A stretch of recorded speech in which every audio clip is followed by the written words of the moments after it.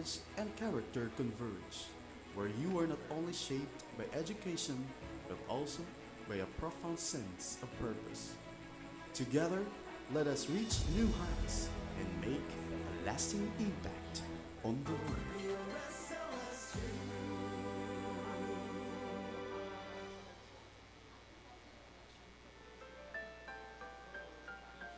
The University of Makati was founded in 1972 as Makati Polytechnic Community College, also known as MPCC. MPCC offered technical vocational programs in industrial and business technology. In 1987, MPCC was renamed Makati College. The Philippine Army turned over the Fort Andres Bonifacio College to the municipal government of Makati and merged with Makati College in 1990. In 1991, Makati College was renamed Pamantasan ng Makati by virtue of Municipal Order Number 433. To be more globally competitive, Pamantasan ng Makati changed its name to University of Makati, or UMak, in 2002 through City Ordinance 2002-111, paving the way for education innovations in the city of Makati. Hello.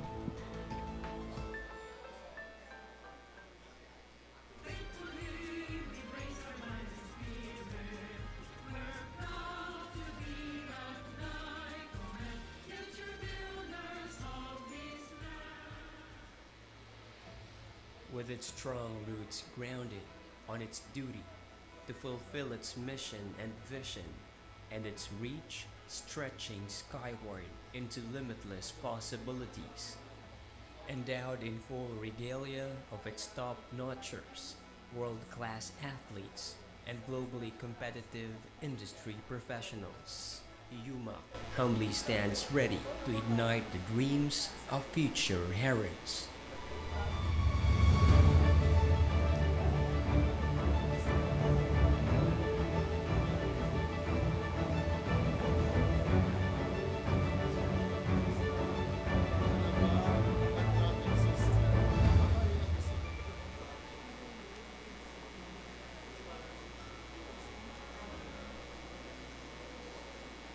I'm Professor Don Frisno. I come from the London School of Hygiene and Tropical Medicine.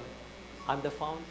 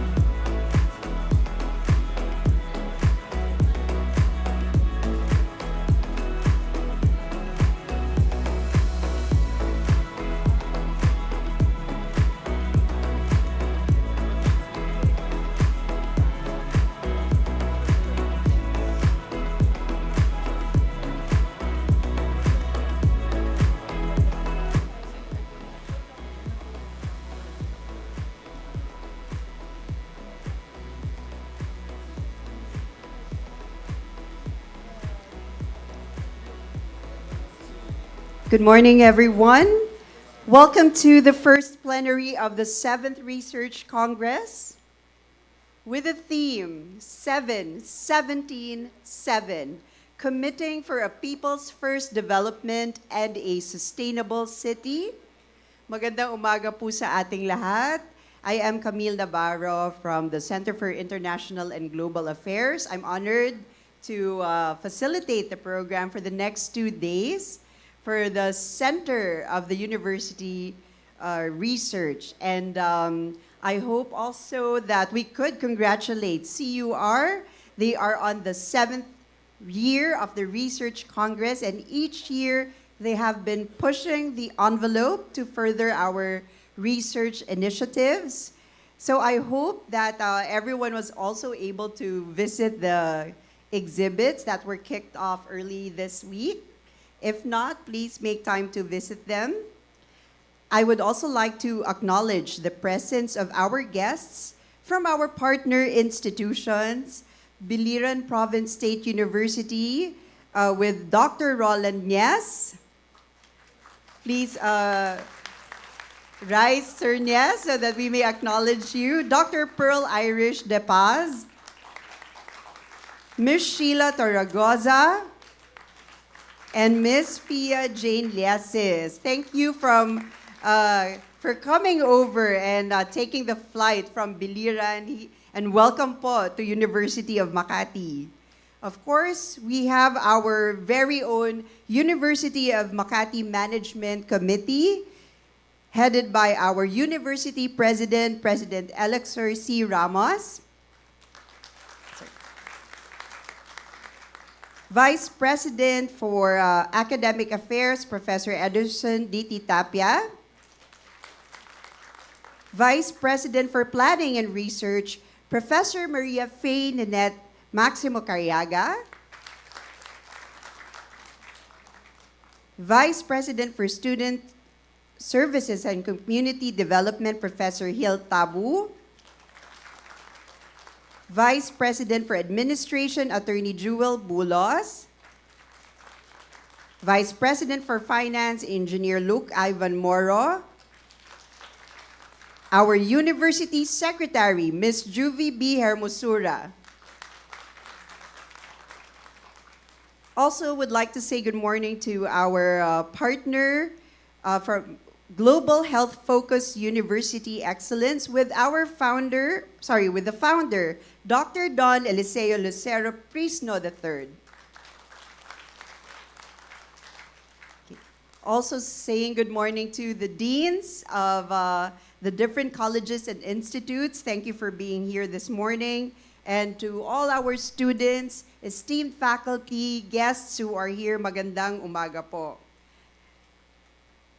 Surely we will have a wonderful and fruitful gathering because everyone is excited to listen to our esteemed speakers. Let's put our session in order. Kindly rise for the doxology, followed by the Philippine National Anthem, the Makati March, and the school hymns of Biliran State University, SLSU or Southern Leyte University, and the University of Makati.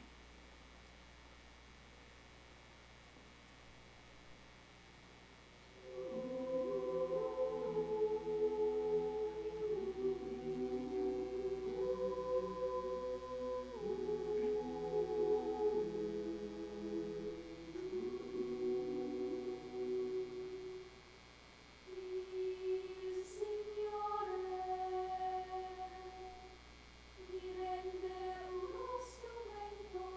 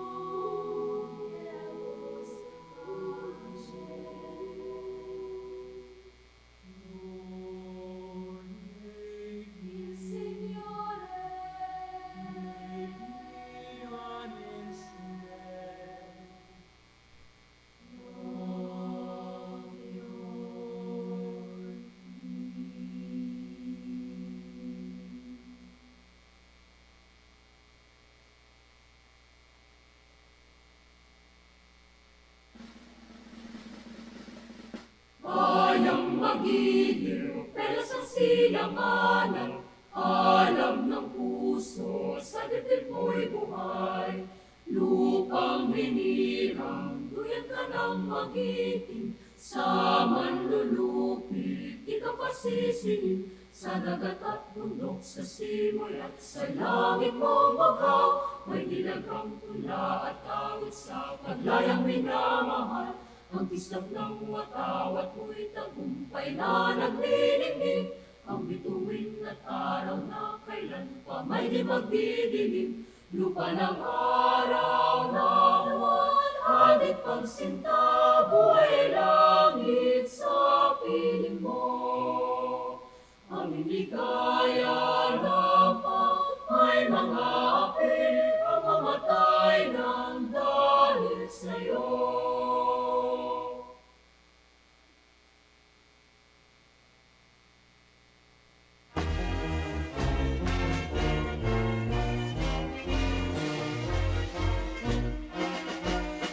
Pagmamahal sa Makati, bayan na pinagpala. Tahanan ng mga manlalaya na may pagtingin sa bansa. Iwan puso nga namin sa Makati ibibigay.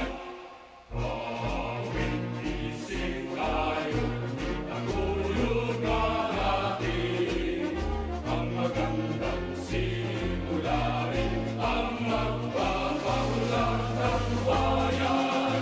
O Makati na aming mahal, galang mo'y itatanghal. O Makati, mahalin natin ating ito. Bawat isip tayo, itaguyod nga natin ang magandang simulain, ang magpapaunlad ng bayan. O Makati na aming mahal, galang mo'y itatanghal. O Makati, mahalin natin ating ito.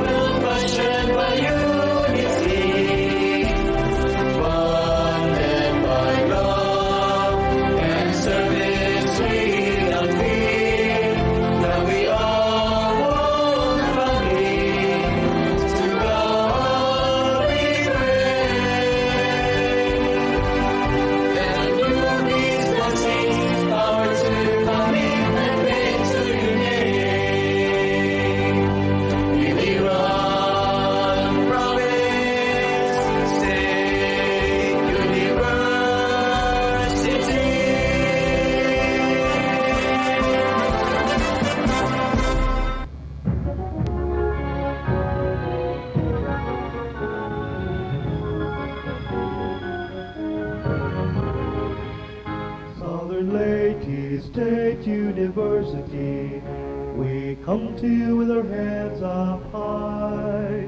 We raise our voices loud and clear. All hail to you, alma mater dear.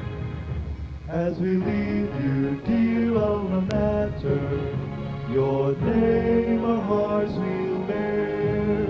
With pride and success we bring. To humanity we share everything. We always remember you for making our dreams come true. The teachings you instill in us, in you we breathe the purpose high. All hail to thee as you give, younger stands the shining gold.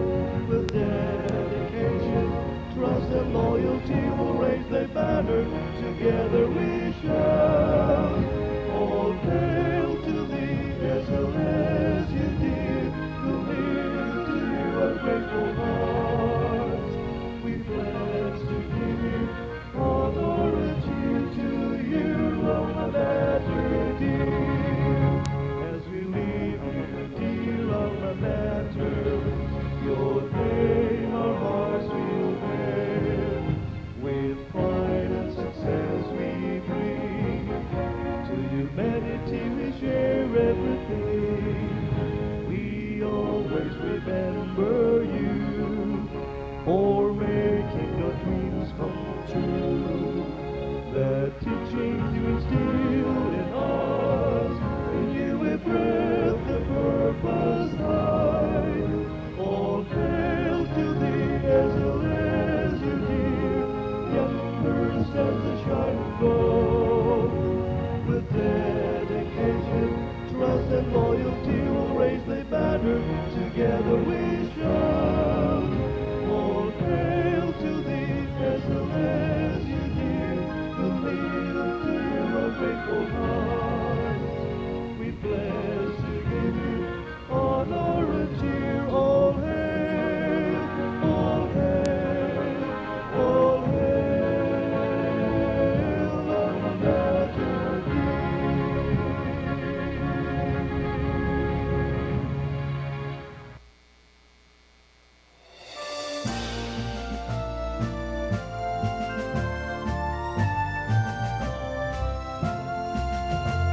We cheer to the alma mater, University of Makati. Rejoice, we're here onward marching, be it shine, storm, cloud, or rain.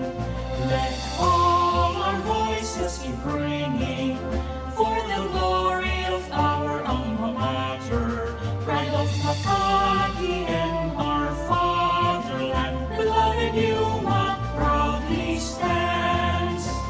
Arise, thy sons and daughters, fill the air with the joy of alma mater. Resound our gladness and tidings, every echo by far and near. Hail to thee, our dear beloved UMak, faithfully we brace our mind and spirit.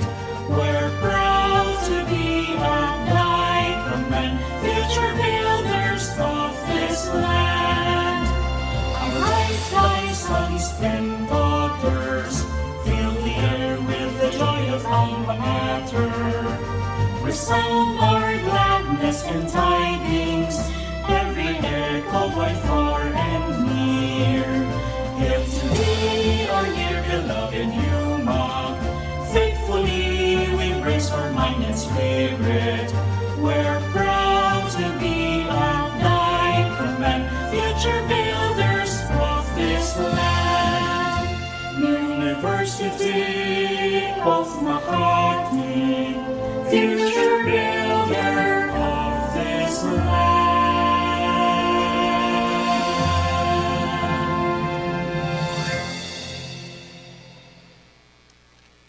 Thank you. We may all be seated. As this is a research congress of 3 schools, we have also 3 words of warm welcome for everyone. And let's keep the momentum up. At this moment, I'd like to invite the University of Makati President, Professor Alexor C. Ramos, PhD, SESE, to deliver his welcome address. This will be followed by the addresses from our partner institutions, from Dr. Jude A. Duarte of Southern Leyte State University, Dr. Victor C. Canyaso Jr. from Biliran Province State University, but in his stead, Dr. Roland Nies, the Vice President for Research and Development, will send it, and Dr. Don Eliseo Lucero Prisno III from Global Health Focus. President Ramos, we are ready for your warm welcome.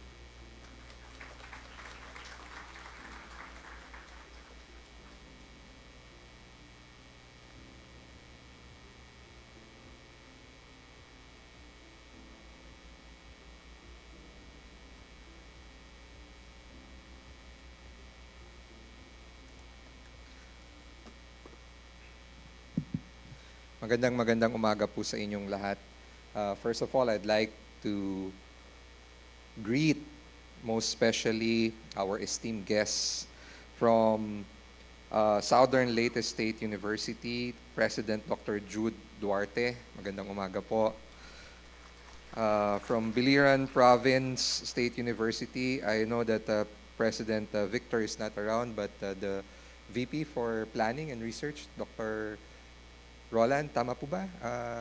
Magandang umaga po. Of course, our partner and one of our strong supporters to see to it that the University of Makati really makes it as far as the global stage, especially in research. Dr. Prisno, magandang umaga po. Lahat po ng mga bisita namin ngayong umaga, mga kapwa ko po nagsisilbi sa University of Makati, mga mahal namin mga estudyante, lahat po ng mga magpipresenta ng kanilang mga research output, a pleasant good morning to each and every one of you. When I was elected president last year, one of the immediate goals that I set for the university was for UMak to be the first local university to be globally ranked. Because to date, not one single local university has broken that barrier.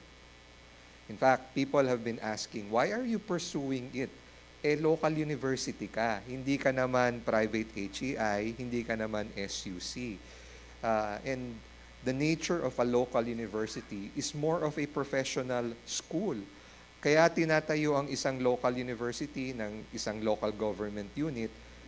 Primary objective niyan para yung mga residente ng kanyang bayan o ng kanyang city or munisipyo magkaroon ng pagkakataon na makapag-compete dun sa mga trabaho na meron doon sa kinakatayuan o dun sa lugar kung nasaan yung university o yung pamantasan. So, research has never been inculcated as far as the culture of local universities is concerned.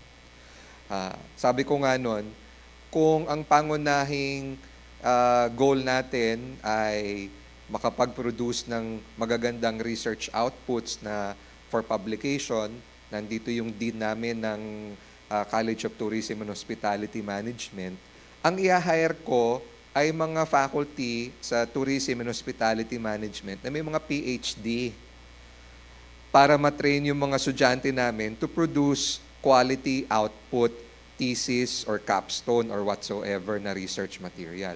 Kaso hindi yun yung kailangan namin eh. Ang kailangan ng University of Makati, ang i-hire ko, ay yung mga may experience na sa industriya. Diba? Yung mga manager halimbawa ng hotel, manager ng isang restaurant, o nagtatrabaho o may mahabang experience in the tourism and hospitality management industry because sila ay makakapagbigay ng real life experience at saka ano ba yung pangangailangan ng employer. But I thought wrong. Hindi ibig sabihin na dahil ang kukunin natin ay experienced teacher or someone who has industry experience ay hindi na tayo makakagawa ng quality research output. In fact, my realization is we can in fact deliver and create better research output. Because the research work that we can be able to do is something that will not gather dust, but something that can really be applied and used in the actual workplace or in the actual industry. So we had to change the mindset.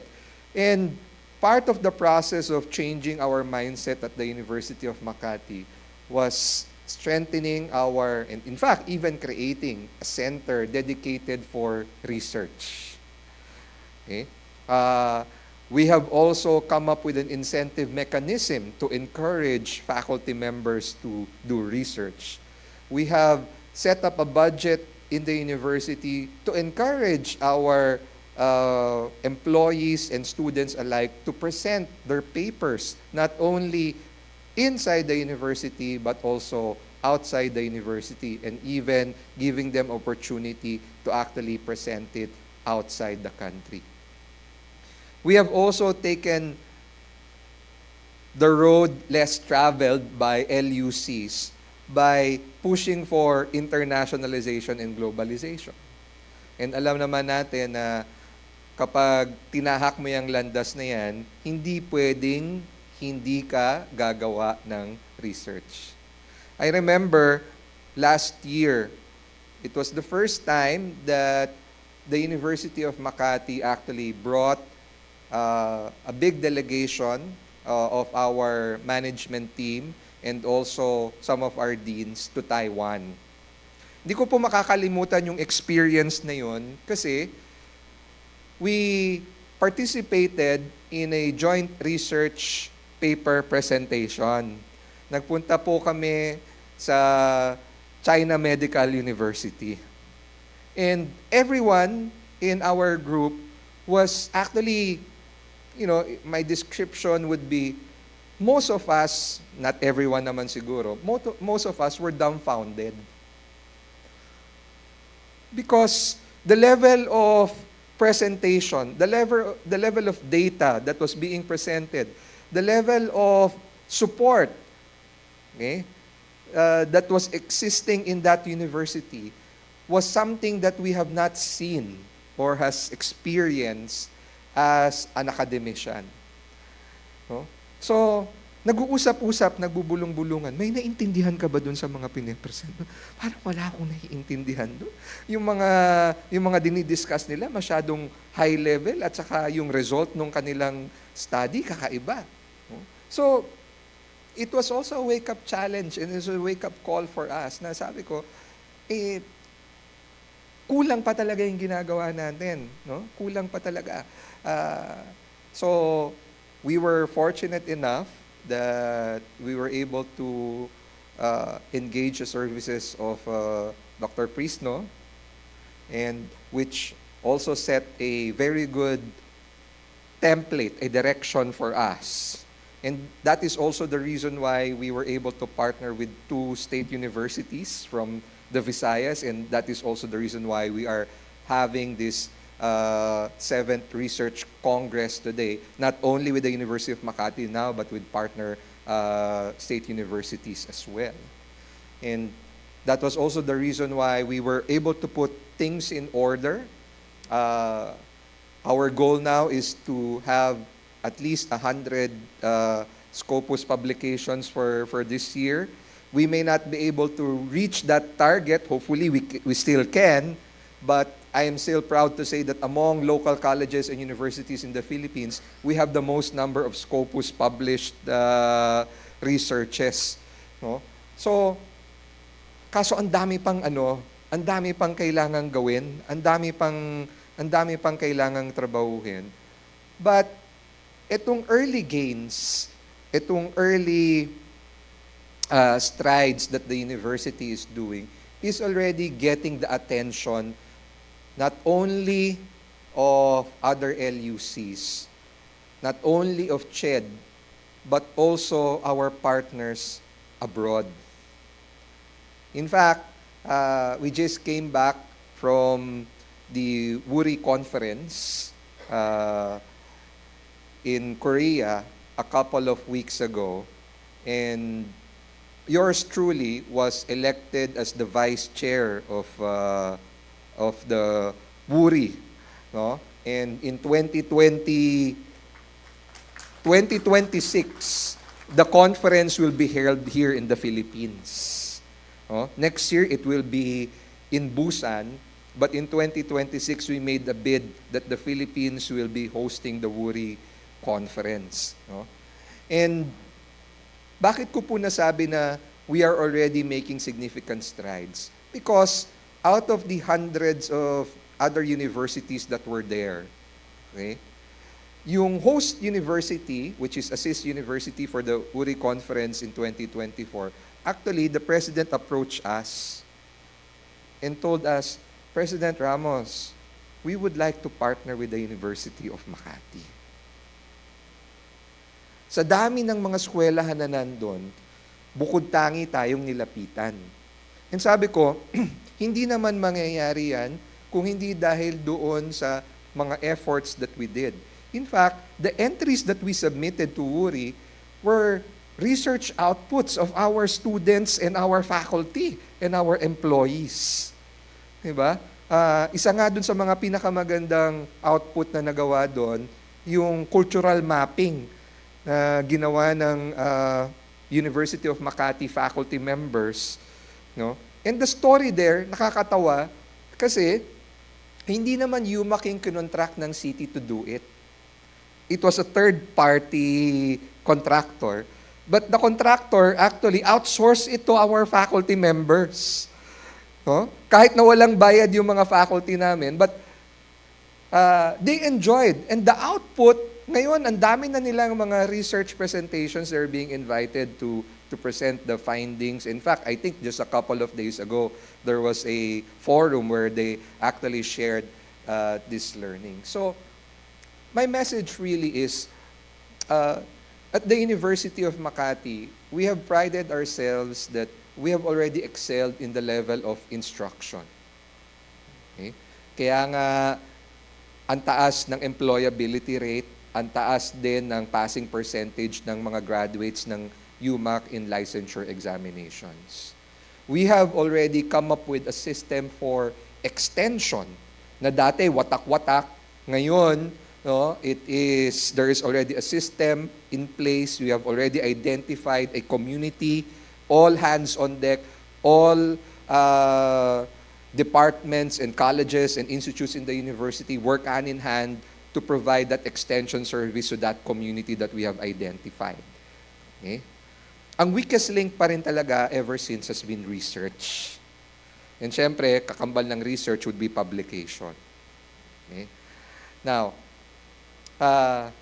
with all of these efforts that we are doing, hopefully, we are able to reach that level that we can comfortably say at the University of Makati na we are already comfortable. No? Sabi ko nga, level of comfort that we have already achieved a level of confidence for each and every one of our faculty members and employees that they are willing, capable, okay, and proficient and excellent in doing research. Sinabi ko nga po nung opening ng nung conference, yun dun sa ribbon cutting, I just came from Melbourne. I'm currently enrolled right now in a futures thinking class at AIM. And during the trip, I was together with the head of the planning of the city government of Makati and two other department heads. And they challenged me, sabi nila sa akin, Prof, you know, ang dami nating mga initiatives sa city, but all of the department heads are very busy. Okay? Can University of Makati be the research arm partner of the city?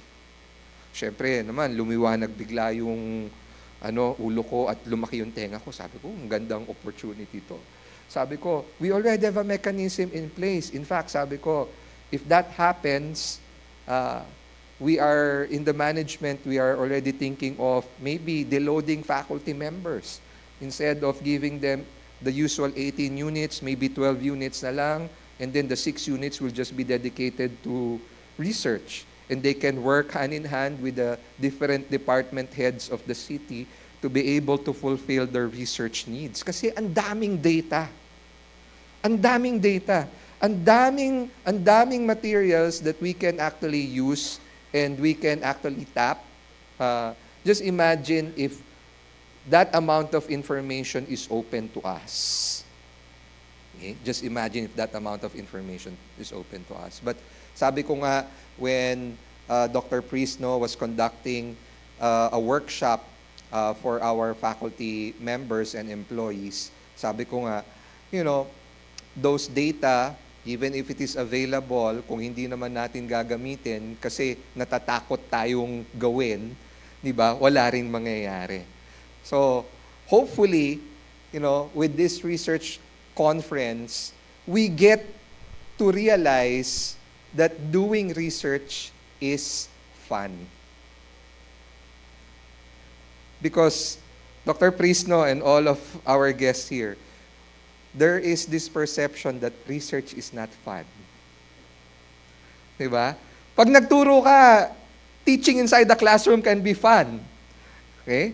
But doing research, how do we make it fun? How do we make it exciting? How do we make it engaging for faculty and students alike na kapag sinabing, gagawa tayo ng research, masaya sila at saka excited sila.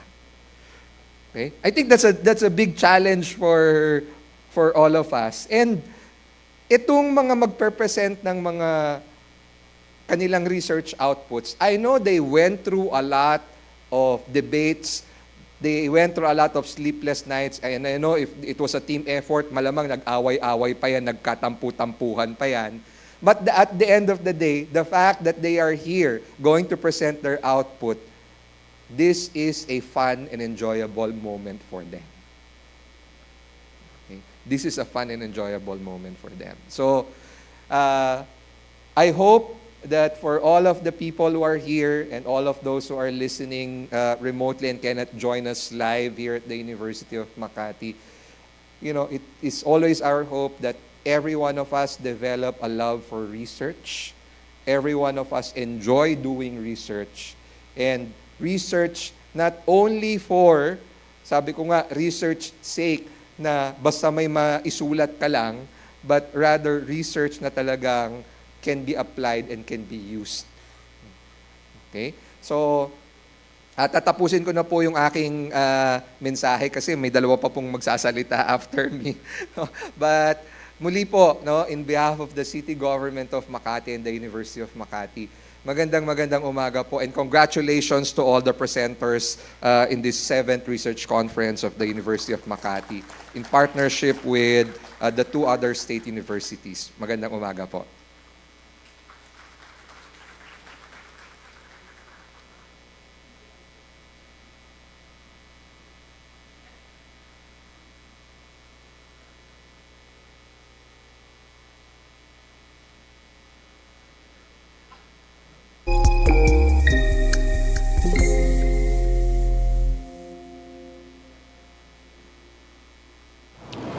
It is a great honor and privilege to be invited to open the plenary session for the 7th Research Congress of the University of Makati.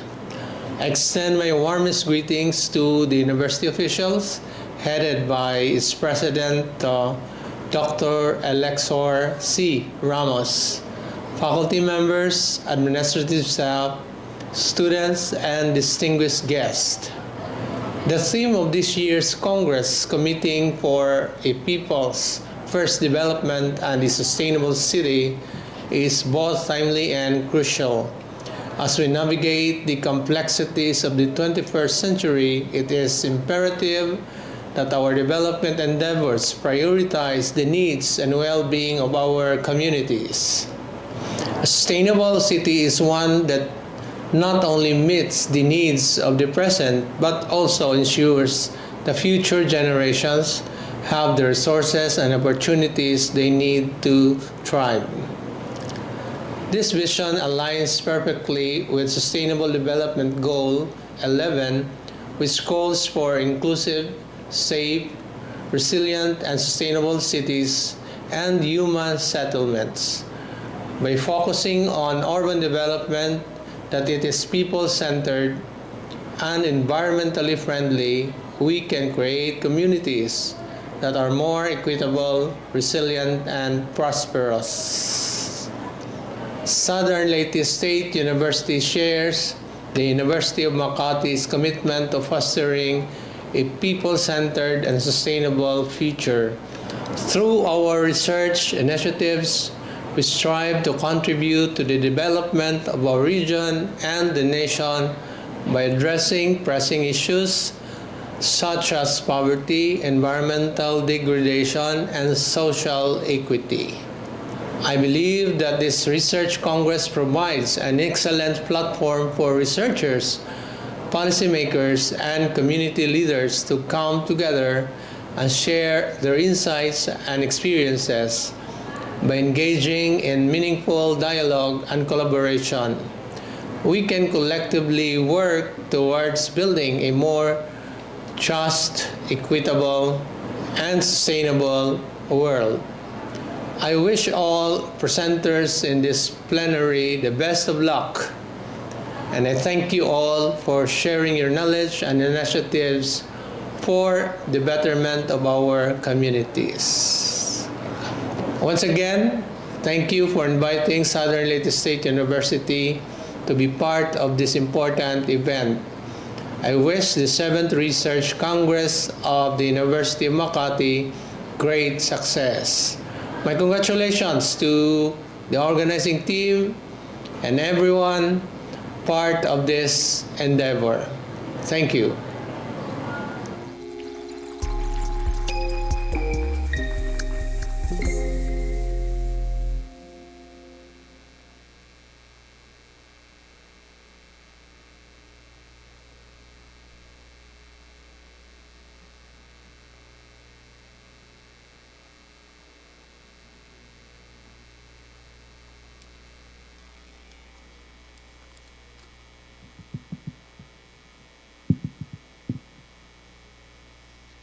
My respect to University of Makati officials, headed by their visionary university president, Professor Dr.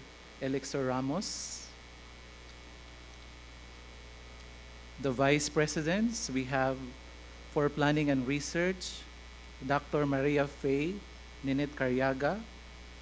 VP for admin, Attorney Jewel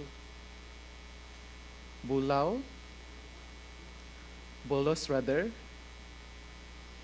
Vice President for Student Services and Community Development, Mr. Virgilio Tabu. We also have the Vice President for Finance, Engineer Luke Ivan Moro. Vice President for Academics, Dr. Ederson Tapia. We also have our collaborators, of course, from the Global Health Focus. We have Professor Dr. Don Eliseo Presno III and Mr. Jericho Ogaya. Our Eliseo collaborator, SUC presidents, distinguished guests, other UMak officials, esteemed colleagues, fellow researchers, students, friends, ladies and gentlemen, magandang umaga po sa ating lahat. On behalf of our University President of BIPSO, I am tasked to give this message today. And I'd like to begin by quoting the lines mentioned by President Ramos earlier when he said that research is an uphill climb, and it's the less traveled road. And hopefully this Research Congress today will break that barrier so that research can become fun and engaging. So to start with, I'd like you to say to your seatmates, research is fun and engaging.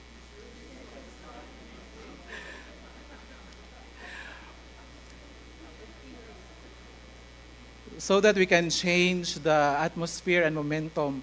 Rather than fearing research, we would rather take it as our ally and friend. So I quote the words of President Ramos. So friends, it is my great honor and pleasure to welcome all of you to the 7th Research Congress, proudly organized by and held here at the University of Makati. With the theme 7-17-7, Committing for a People-First Development and a Sustainable City. Actually, I just learned that this is the theme of the Research Congress. So I was kind of having, raising thoughts because I spoke to my friends and told them what could be 7-17-7. And then we were guessing that it might reflect something. So the thrill is really, exciting. So this Congress is a significant occasion where we come together to share knowledge, foster collaboration, and celebrate the advancement of research. As we gather here today, let us remember the words of Helen Keller, who said, "Alone we can do so little. Together we can do so much." Today, we embody the spirit of collaboration and shared purpose. I'd like to highlight a special partnership that has blossomed between the University of Makati and Biliran Province State University. This collaboration was made possible through the efforts of Dr. Professor Don Eliseo Presto III, who became a key figure in introducing UMak to BEPSO. His initiative laid the groundwork for the signing of a memorandum of agreement between our two institutions, formalizing our shared commitment to advancing academic and research endeavors. With the steadfast support of our visionary university president, Dr. Victor C. Canizo Jr., the BIPSO research team took the first step in this partnership by flying to Manila to visit UMak and engage in meaningful dialogue with university officials. I remember the team of Dr. Caryaga was there to entertain us, including, of course, Seranti and the rest of the team, to which we were grateful because that was the baptism of fire for this collaboration. This exchange of ideas and insights set the foundation for collaboration. And in reciprocation, the University of Makati team, led by Director Ranti, and I guess Camille was also with the team, visited BIPSO and our simple island province of Biliran, where they participated in a research forum, an event that truly solidified the start of our fruitful relationship. This partnership is more than just an agreement. It is a shared vision of strengthening research capacities and creating lasting impacts in our respective communities. As we move forward, may this Congress serve as a platform for furthering that vision, sparking new ideas, and forging even stronger bonds between our institutions. To all the participants from the different universities and institutions, welcome once again to the 7th Research Congress. Let us embrace the opportunities ahead and work together towards a future of innovation and academic excellence. Friends, God bless, and have a great day, everyone. Thank you.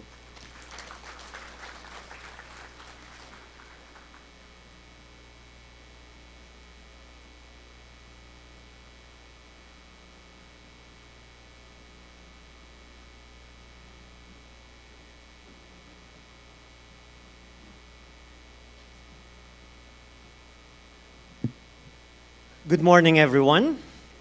President Ramos of University of Makati and the leadership of the university, students, friends from the partner universities, Southern Leyte State University and Biliran Province State University, welcome to the conference.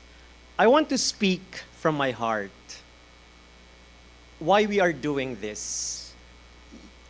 we are currently analyzing the strength of the country from the perspective of its universities or higher education institutions.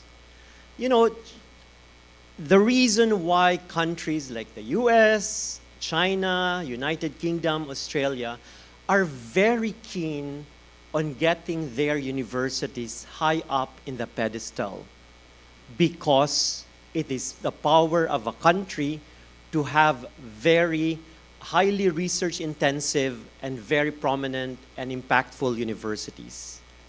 That is part of the strength of a country. That is how we should look at our universities here in the Philippines. The reason why China, I understand the university president just visited the country, is trying to inch the top 10 of the world's top universities.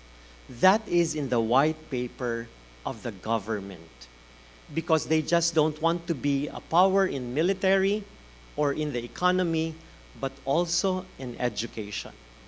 So their paradigm is to bring in eventually more students to the country so that the influence of the country in the long run will be that strong and it becomes geopolitics. That is how we should look at the way our universities should be, because one, we produce many human resources for the world. We have to have highly employable human resources, and so therefore, together with that, are very good, impressive universities in the Philippines. Luckily for this year, MSU IIT has been included in a Times Higher Education World Ranking. Why THE? Because THE is the stringest ranking in the world, because it needs 1,000 Scopus papers just to qualify. It took MSU IIT a number of years to do that. Now we have 6 top universities of the world. When I say top, that means 2,000 plus out of the hundreds of thousands of higher education institutions in the world.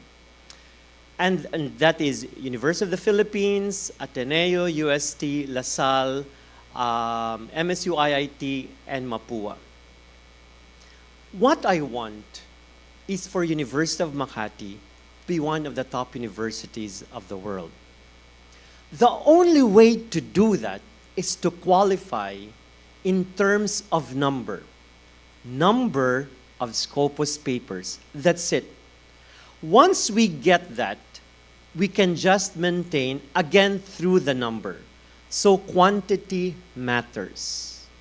Meaning, if we are one of the best universities of the world, when the mayor of Makati, together with the president of the university, would join delegations abroad, the mayor has something to be proud of, because the university president meets the other university presidents of the cities that they meet abroad. And Makati is not an ordinary city. It is one of the top cities of the world. So therefore, you have no choice but to become the top university of the world, because it goes with the city. And the only way you can do that is to strengthen your research. It is not negotiable. That's it. I have been banging this all over the world. That is the role of GHF University Excellence, to keep on pushing you and pushing you that we will do research, not for the sake of ranking, not for the sake of reputation. It is knowledge creation, because the rest would cascade. If you are known globally with research, income will come in. If you are known globally with research, the employability of the students will be very high. And so therefore, your reputation will be very, very good, that your collaborations will just increase tremendously. And that is one of the goals of what you have to do in the realm of research. The good news is, since we came in as your partner, we have now increased your Scopus publications. And I really hope that we continue this trajectory through this conference. And the conference is just one of the ways of disseminating research. But what I would like to happen is all the faculty members will be producing more publications. Again, it's not about the publications. It's the power and impact of what you are doing. Do not get us wrong that we are doing this for your ranking. That is not the main goal. The main goal is for you to be an influential university. What you write is translated to policy and practice. That is the eventual goal of research, so that what you work on will impact humanity. Whether it's on governance, whether it's on nursing, whether it's on computer science, all of these publications will eventually translate into policy and practice that will improve humanity and, of course, the rest of the world. That is why research is one of the major elements of what a university should be doing. So that is the reason why it is not negotiable that we do not do research, including the students. In some of the universities of the world, 1/5 of the research would come from the students, meaning they are publishing papers. When I say papers, it does not necessarily mean, of course, that they're mostly research articles, original research. It can be essays, it can be poetry, it can be purely non-methods papers, and that will contribute to the thought papers of the world.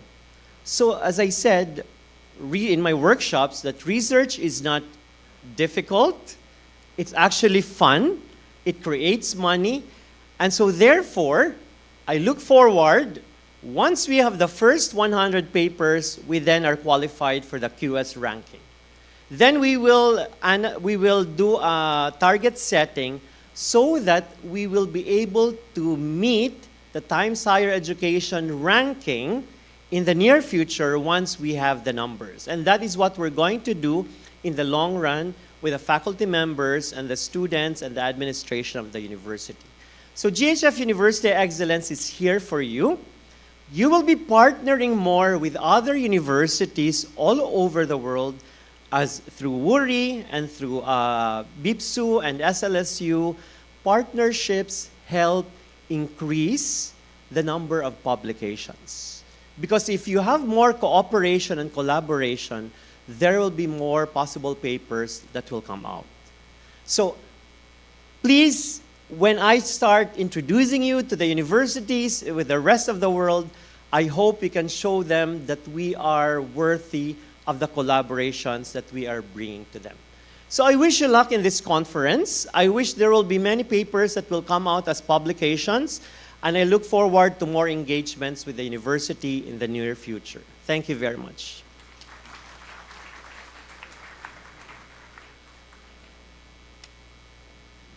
Thank you very much to Presidents Ramos, Duarte, Caniezo, through VP Roland, and President or Founder Dr. Prisno. I think as a call for commitment for everyone who is here in the live session, I'd like to enjoin you to please rise, and maybe we could all put together the messages that they have given. So please indulge me in this one. Do rise, do rise. And I'd like to hear everyone say, research is fun. Okay, I love it, but maybe with more enthusiasm. Research is fun. There we go. And then we will strengthen research. Parang ang hina nun bigla. Tatlong schools po tayo. So in joining everyone once again, we will strengthen research.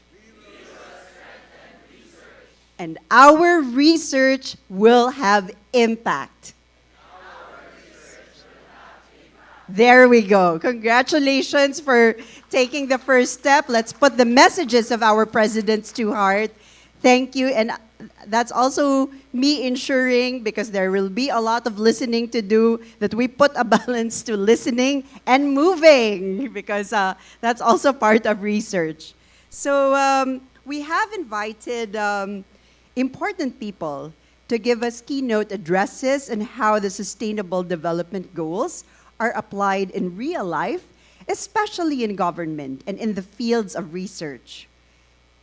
It is with great honor and pride to introduce our first keynote speaker. She holds a Juris Doctorate from Ateneo School of Law and a Bachelor of Science in Human Ecology, major in Human Settlements Planning from UP Los Baños, Laguna.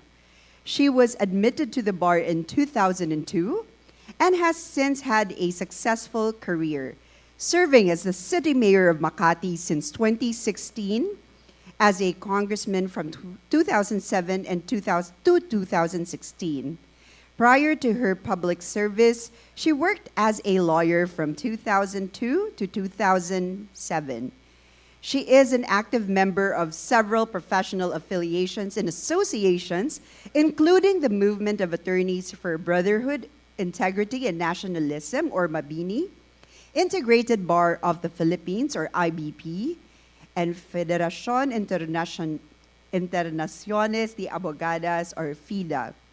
Ladies and gentlemen, a round of applause to the Mayor of the City Government of Makati, Honorable Marlon Abigail S. Binay, JD.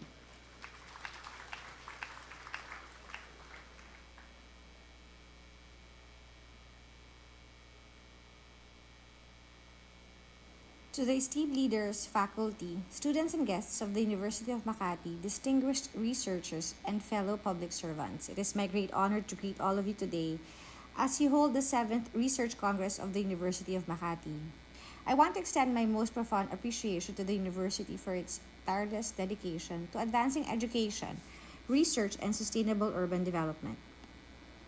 With its theme of committing for a people-first development and a sustainable city, this Congress is a timely and urgent conversation that aligns perfectly with our work in Makati City. I'm excited to share how Makati has embraced innovation and inclusivity as the cornerstones of our future. As we navigate an era of rapid urbanization and technological change, we are building a city that rises to meet these challenges and ensures that every Makatizen is included. In Makati, we have long recognized that sustainability is not a distant goal. It is an ongoing process that requires strategic action, community involvement, and a deep understanding of our people's needs. Our approach to urban development reflects a commitment to creating a city that is inclusive, resilient, and responsive to its residents' needs. A crucial part of our vision for the future is transforming Makati's transportation system.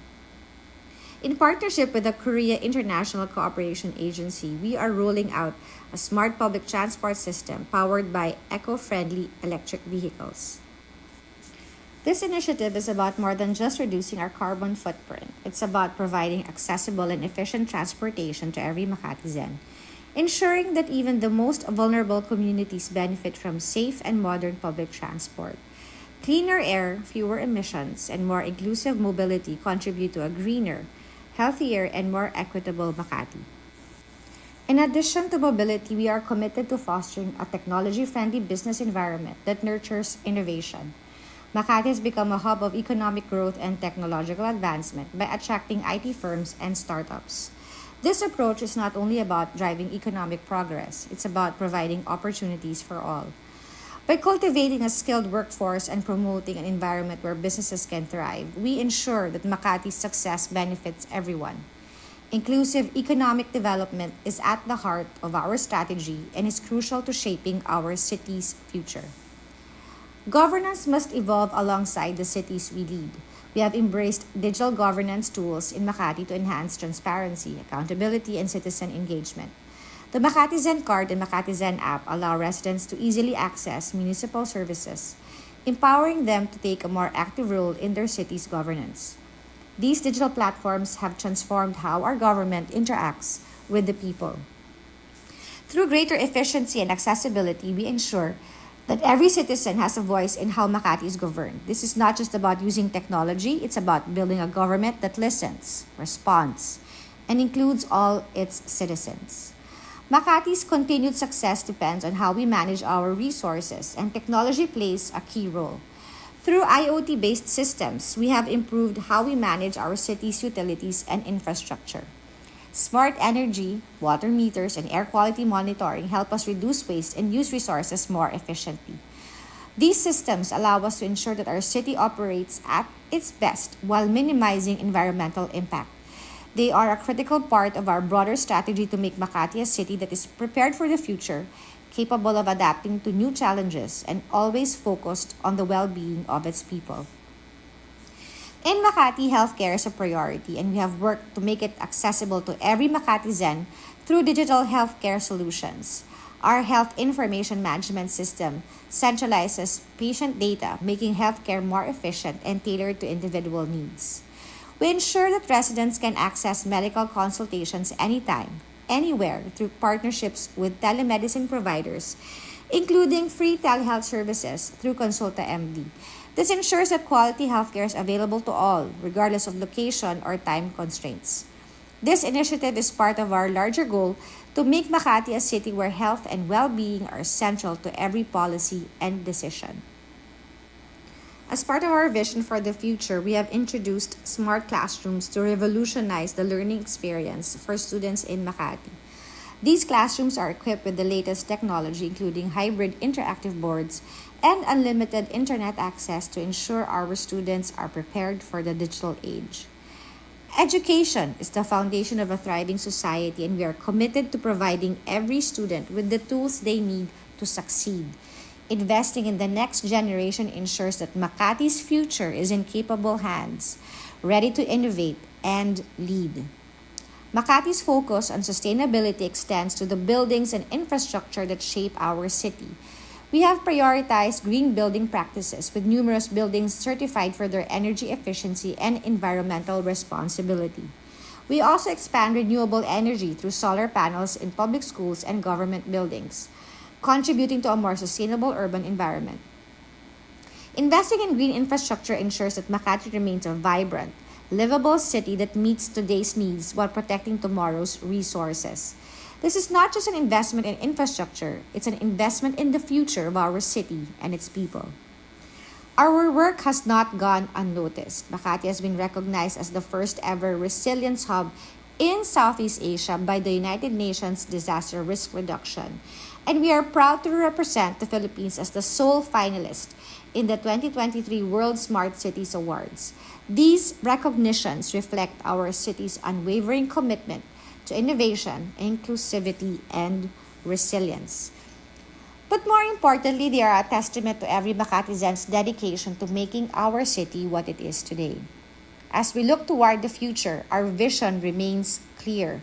Makati will continue to be a city where progress and innovation go hand in hand with inclusivity and sustainability. We are building a city where everyone has the opportunity to succeed, where every voice is heard, and where the future is bright for all. Our work is far from over, but with the support of our partners, including the University of Makati, and the continued involvement of our citizens, we will continue to lead the way. Together, we are shaping a resilient, inclusive, and thriving city that we can all be proud of. Thank you very much.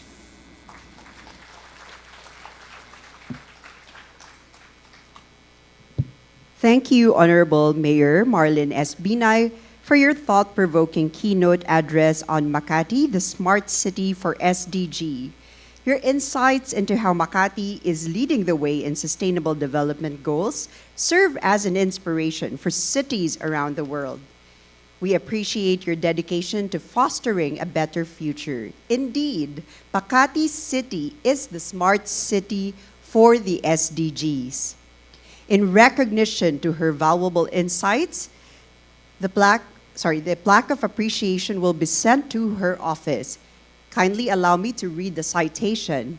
The certificate of appreciation is proudly given to Honorable Marlon S. Binay for the invaluable knowledge imparted as keynote speaker during the 7th Research Congress with the theme 7-17-7, Committing for a People First Development and a Sustainable City, conducted on October 16 to 17, 2024 at the University of Makati Admin Building Auditorium. Given this 16th of October, signed Dr. Alexor C. Ramos, PhD, CESA University President, Florante E. de los Santos, RGC Director, Center for University Research, Professor Maria Faye Nanette M. Cariaga, Vice President for Planning and Research. Once again, a round of applause for Honorable Mayor Marlon S. Binay.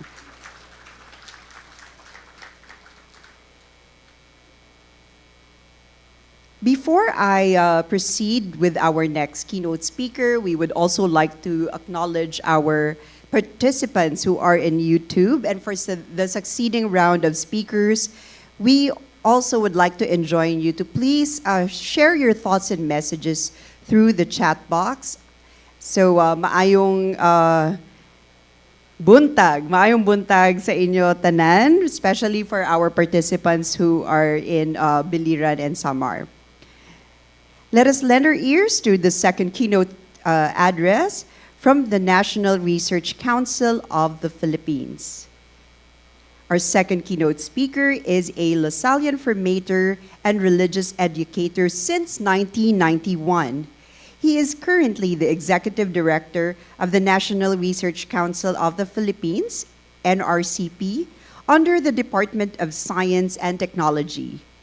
He was Vice Chancellor for Academics and Research, Dean of the Graduate School, Dean of the Graduate School and College of Education, and Dean of Student Services and Mission at De La Salle Araneta University from 2016 to 2022. He also served as the head of Adult Accompaniment Office and the Retreat Recollection Office at De La Salle College of St. Benilde. He was the director of the Campus Ministry Office and head of the Materials Development Office at De La Salle University das Marinas. He earned his AB Philosophy cum laude from the University of Santo Tomas and his MAED and EDD in Values and Religious Education with distinction from De La Salle University, Manila. The list actually goes on, but we will hear more about him through his work.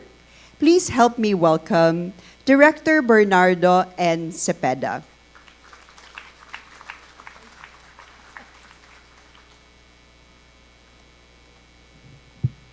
Maraming salamat po at magandang umaga po sa ating lahat. Sa lahat po ng mga pangalan na narinig na natin kanina, mula sa UMak, sa BIPSU, SL, SU, GHF, isa pong karangalan na humarap sa inyo at sa ating mga tagapakinig at tagapanood sa YouTube channel ng Congress na ito. May nakalimutan po ang ating tagapagpakilala na sa tingin ko ay pinakamahalagang bahagi ng aking pagkatao. Ako po'y may 3 anak at 1 asawa. Gusto kong tutukan yung 1 asawa dahil kung hindi po sa pagsasakripisyo ng aking butihing may bahay, hindi po ako makakarating sa kinararatnan ko ngayon. Siya po yung nagsakripisyo para ako'y makatapos. Siya po yung nagsantabi ng kanyang karera. Siya po isang dentista. Kung tutuusin, mas malaki pa ang pwede niyang kitain kaysa sa isang guro. Pero dahil siya yung may gatas, siya yung tumigil sa pagtatrabaho para alagaan ang aming mga anak. At dahil po doon, nakatapos na po yung 3 kong anak at ako po ay malaya na sa pagpapaaral. Lahat po sila yung nagtatrabaho na ngayon. Pero sabi ko nga, shout out sa aking asawa, I love you. Katunayan. But kidding aside, I think all of us are where we are because someone sacrificed for us. In one way or another, someone sacrificed her career, her personal life for us to progress. And I think University of Makati is on similar nature. A lot of people sacrificed just for UMak to be where it is right now. For BIPSU to where it is right now. For SLSUs to where it is right now. We are not alone in our journeys. Somebody has to take the backseat. And for me, it's my wife. And I always tell her na, bagamat ganito yung sitwasyon mo ngayon, no, lagi mong iisipin na kung ano man yung narating ng pamilya natin, yun ay dahil sa iyong pagmamahal. No? At sa tingin ko, ganyan ang pananaliksik. Laging may primary author, laging may secondary author. Hindi mo pwedeng lahat ay number 1, right? There's nothing wrong with being number 5. There's nothing wrong with being not on the list. Kaya ang tanong, bakit ba tayo nananaliksik? Bakit kayo nananaliksik? Bakit kailangan natin gumawa ng pananaliksik? Hindi nyo kailangan sagutin yan, pero pag-isipan natin, no? Para lang ba sa ranking? Okay naman yan, maganda yan. No? Mahalaga yan. Para ba maging number 1? Ano kung number 1 ka? Ano kung nandun ka sa THE ranking? And so, what has that to do with what we experience every day? Traffic, climate change. Okay, high ranking tayo. Pero pag ulabas mo ng bahay, sasakay ka pa rin ng maduming jeep. Makakalanghap ka pa rin ng mapinsalang usok. Dadaan pa rin tayo sa maduming kalsada. Kuminsan, pag minalas-malas ka, lalakad pa rin sa baha. Mga kaibigan, ano ba ang NRCP at paano kami tumutulong para itong tanong na to ay matugunan natin? Ano ba ang ambag natin, ambag namin ng ahensya, sa pagtupad sa SDGs? At paano kami makakatulong sa inyo sa lahat ng inyong mga pagpupunyagi na matin ang inyong mga mithiin? Ang NRCP po ay narito para tulungan kayo. So, ano po ang pwede natin gawin? Pero bago ko ipaliwanag yan, nais ko pong banggitin ng ilang mga pagninilay bilang isang guro. Ako po isang guro. No? Pangalawang taon ko pa lang po sa gobyerno. At mula sa pribadong sektor patungo sa pampublikong paglilingkod, talagang day and night yan. Alam natin ng mga from the private to who went to the public sector, kitang-kita niyo yung kaibahan. No? And I'm glad I took the risk. I resigned from LaSalle. No? I resigned from LaSalle. And I took the leap of faith. And I'm glad I did. Kasi kung hindi niyo ako imbitahan dito. Thank you, Jeff. Si Jeff ang makulit. Saan si Jeff? Sa ngalan ni President Ramos, si Jeff yung namumuli sa akin araw-araw halos. No? And I'm glad to be here. No? Next, simulan namin pagbabahagi sa salitang panlipo ng pagpapakatao. Ito yung balangkas na lagi kong kinikwento sa aking mga audience. No? Ito yung nagsimula sa isang paniniwala na madaling magturo, pero mahirap maging guro. Madaling magturo, pero mahirap maging isang tunay na guro. Bakit? Kasi sa isang guro, hindi hiwa-hiwalay ang pagtuturo, pananaliksik, at paglilingkod. Hindi pwede nagtuturo ka lang. Kailangan nananaliksik ka, kailangan naglilingkod ka sa pamayanan. Kasi walang kwenta kung puro turo lang. Sa isang guro, ang tatlong mahalagang gampanin na to ay bahagi ng pagkatao. Ang tawag ko dyan, Panlipunang pagpapakatao. Bakit panlipunang pagpapakatao? Kasi hindi tayo nakalutang sa ere. Bahagi tayo ng isang lipunan. Bahagi tayo ng isang pamayanan. Sa mga tuwid, ang itinuturo natin, ang sinasalisik natin, ang pinaglilingkuran natin, dapat nakababa sa pangangailangan ng sambayanan. Sa makatuwid, ang pamantasan dapat ay gumagabay, humuhubog ng mga pantas. Kaya nga pamantasan. Ang salitang ugat ay pantas. Mga dalubhasa. Hindi lang empleyado. Ako, ang paniniwala ko, kung ang pananaw natin ay lumikha, humubog ng mga empleyado, baka kulang yung ating pangarap. Baka kailangan ng panahon na ngayon na lumikha tayo na mag-e-empleyo ng mga graduate na lilikha ng mga trabaho. Employer, not employee. If we are only to create students who will be employable, medyo kulang. Dapat we also have to create students who will be employers. Para hindi na sila pupunta sa ibang bansa. Di ba? Yan ang panlipunang pagpapakatao. Ibig sabihin, kung ano ginagawa natin, babalik sa lipunan. Etong ibig kong sabihin na pananaw. Lahat ng ating pinagninilayan, sinusuri para sa ating mga paniksik ay nanggagaling sa lipunan. Nanggagaling sa pangangailangan ng lipunan. At ito ang ating pinagninilayan sa ating kalooban, sa ating pagkatao, sa ating sinasabi, sa ating ginagawa, sa ating inuusa, sa ating mga isinusulat, sa ating mga ipinapahayag. Nanggagaling yan sa pangangailangan ng lipunan. At anong ating layunin bilang mga guro? Gumawa, pagnilayan ng mga solusyon upang ito ay ating panibaguhin. Upang tayo makisangkot dito sa lipunan na to na ating ginagalawan at panibaguhin. Kasi kung hindi natin gagawin yan, mananatiling mga papel lamang ang ating mga pananaliksik. Meron nga kayong H-index na mataas. Okay, good. Scopus index, okay, good. 1,000 plus, okay yan. Maganda yan. Kailangan natin yan. Anong nagawa niya sa Makati? Anong nagawa niya sa Biliran?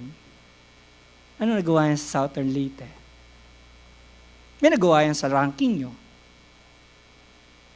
May naitulong ba sa Makati? I'm just asking. Kung rank na kayong ganyang kataas at may naitulong pa sa Makati, aha! Panalo. Panalong-panalo yan. Pero kung hanggang ranking lang, kulang yan. At itong tinutukoy ko na pananaliksik, pagtuturo, at paglilingkod. Ibig sabihin po, sana yung itinuturo natin ay base sa ating nasa liksik.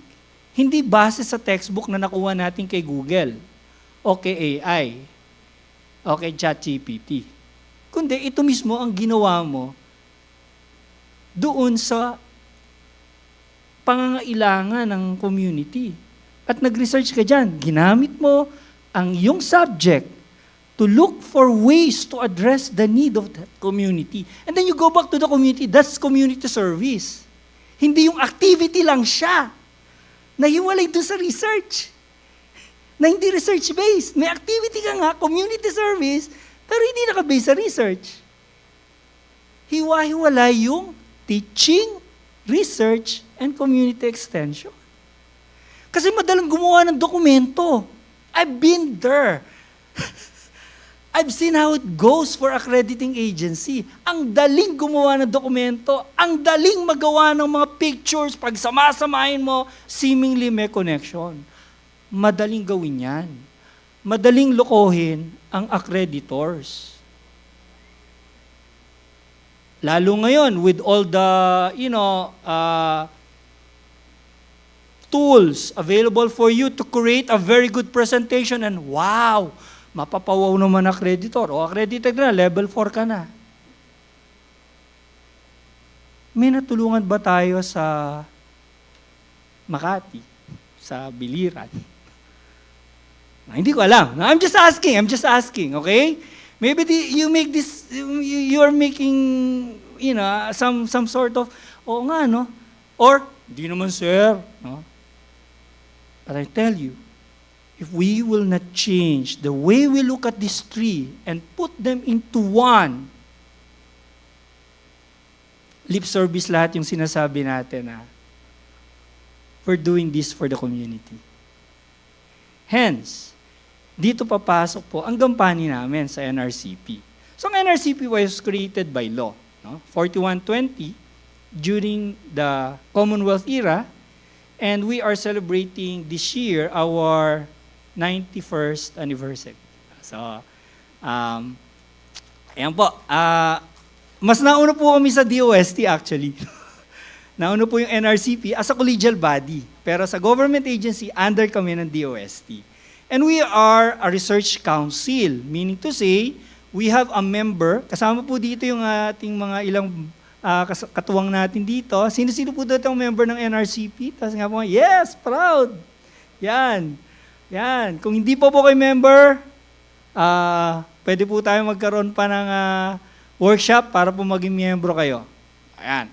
And at the moment, we are about 6,500 plus members. No? From across divisions, meron po kaming 13 divisions from education, business, pure sciences, mathematics, engineering, up to arts and humanities, social sciences. So, lahat po ng disiplina pwede kayong sumali sa NRCP. Now, kami lang po ang konseho na pwedeng ganyan. No? Na pwede nyo salihan. Walang bayad. Ang kailangan lang nyo po, track record sa research. No? So, pwede po kayong mag-apply as associate member. Kung gusto nyo pong maging regular member, kailangan nyo at least 4 yung H-index. Pero associate member, kahit wala pa kayo sa 4, pwede po kayong mag-apply sa amin. Pwede po kayong maging member. Panglima, kami po ay advisory body ng gobyerno. We advise the government, the Congress, the Senate, the LGUs. Pag may ginagawa pong bill, kami po yung pinapadala niyan, inaaral po namin kung yan ay scientifically based. So, of course, kung darating sa amin, kung ayaw nila, bahala sila. Kaya may mga bill na hindi scientifically based kasi hindi dumaan sa NRCP yon.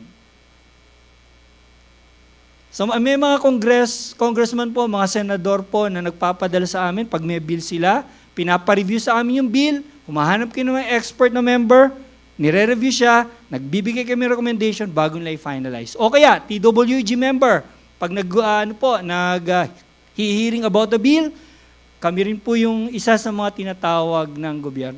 Yun pong recent oil spill disaster sa Mindoro at saka sa Bataan, ang scientist po na tumulong sa Philippine Coast Guard ay member ng NRCP, si Dr. Bacosa.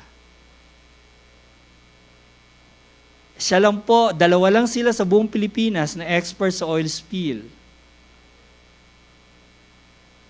Kami po ang nag-provide ng scientist na yon, taga MSU IIT. Kaya malupit talaga ang IIT.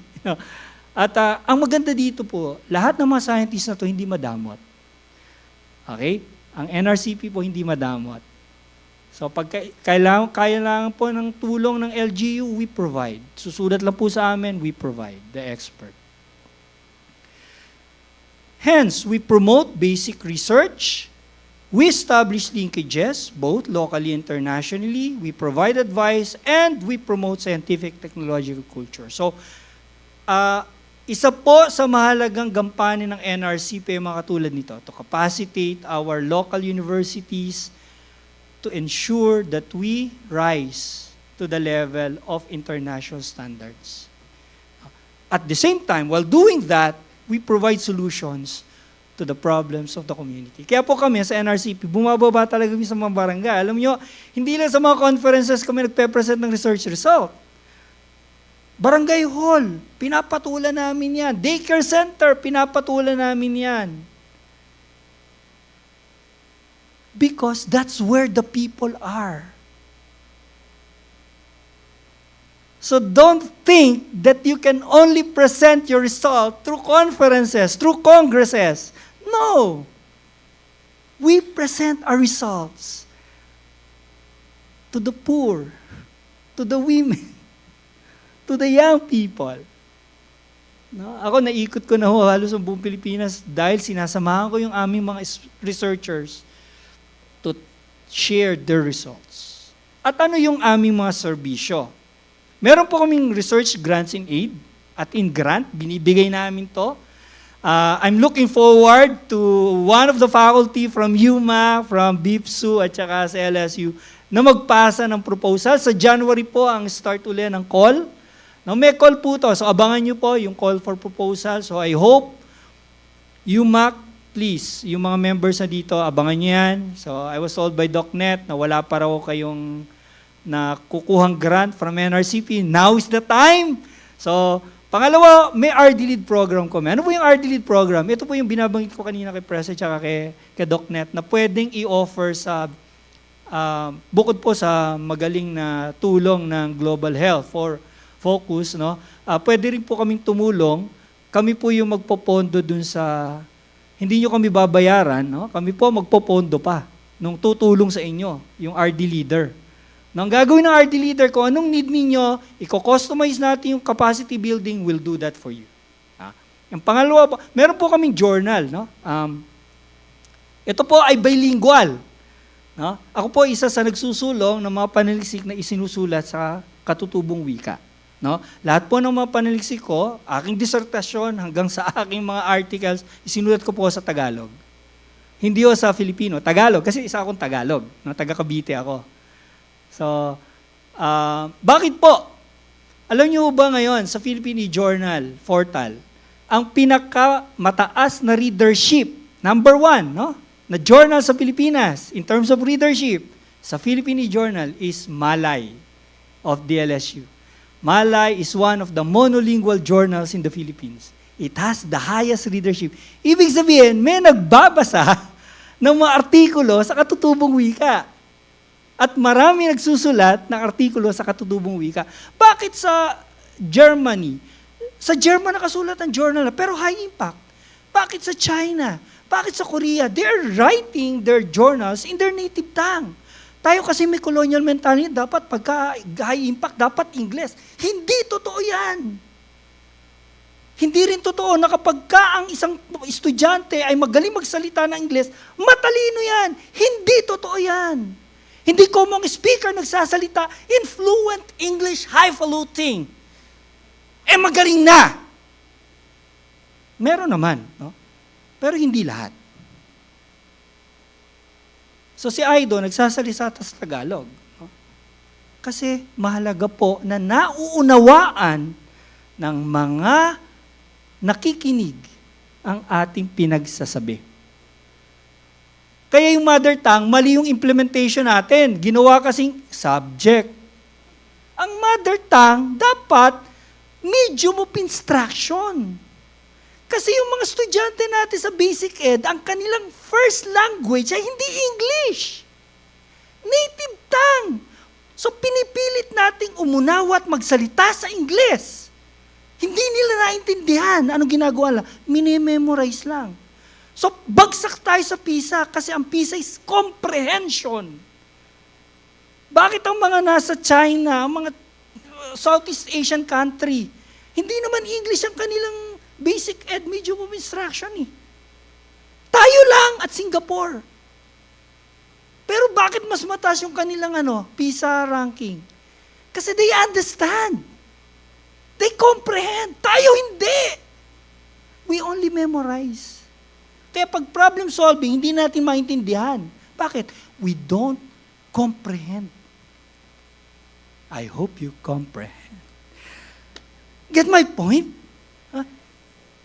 Hindi ho nakakahiya na magsalita sa katutubong wika. Sa katunayan, kahit sa Bisaya, iminumukay ko, sa Bisaya nyo isulat at tatanggapin namin sa journal yan. Ang NRCP journal po ay bilingual na ngayon. So hindi na lang po English articles ang tinatanggap namin, even Filipino articles. So, and lastly, membership. Yan, mahalaga po to. So, mapunta po kayo. Ayan, banggit ko na yung RD Lead Program. Ito po ang isa sa pinakamahalaga rin namin, yung Science Technology Expert Pool. We have a pool of experts that can provide any advice, expertise to anybody who would request.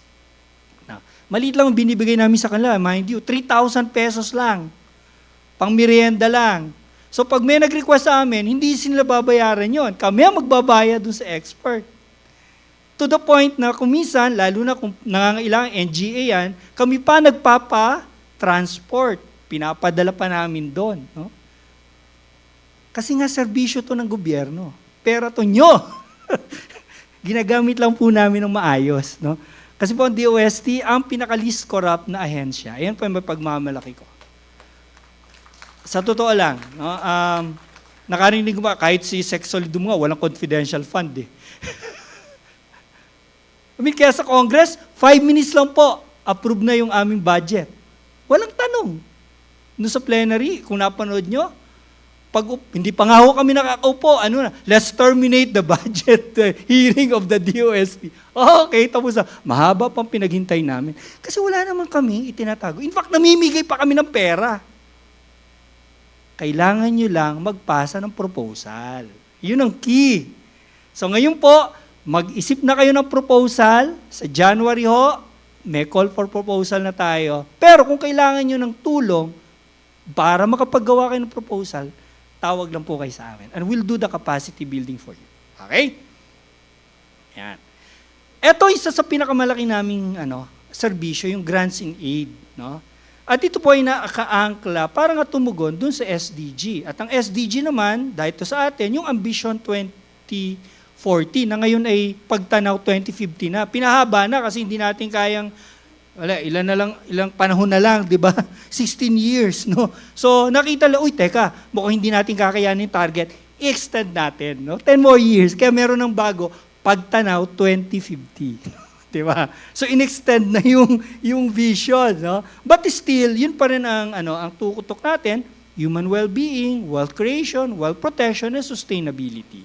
And of course, all these important components or themes like learning, education, and culture, health and well-being, food and agriculture, and transport and mobility, environmental, natural resources, no? Lahat po yan, climate disaster risk, reduction, energy, etc., STI governance.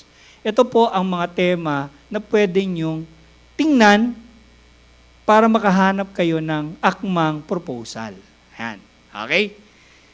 Sa NRCP naman po, ito yung aming tinututukan, yung National Integrated Basic Research Agenda. Yung health po, PCHRD yan. Agriculture, Aquatic, Natural Resources, PICARD yan. Industry, Energy, PSHRD yan. Disaster risk, marami yan. No? Kasama kami dyan. Pero sa amin po ang basic research. Okay? Basic research. At ito po ay nakapaloob din do sa National Harmonized Research Development Agenda. Ito po yung focus ng mga pinopondohan ng DOST. Okay? At ito po yung response natin dun sa pagpapatupad ng SDGs. Okay.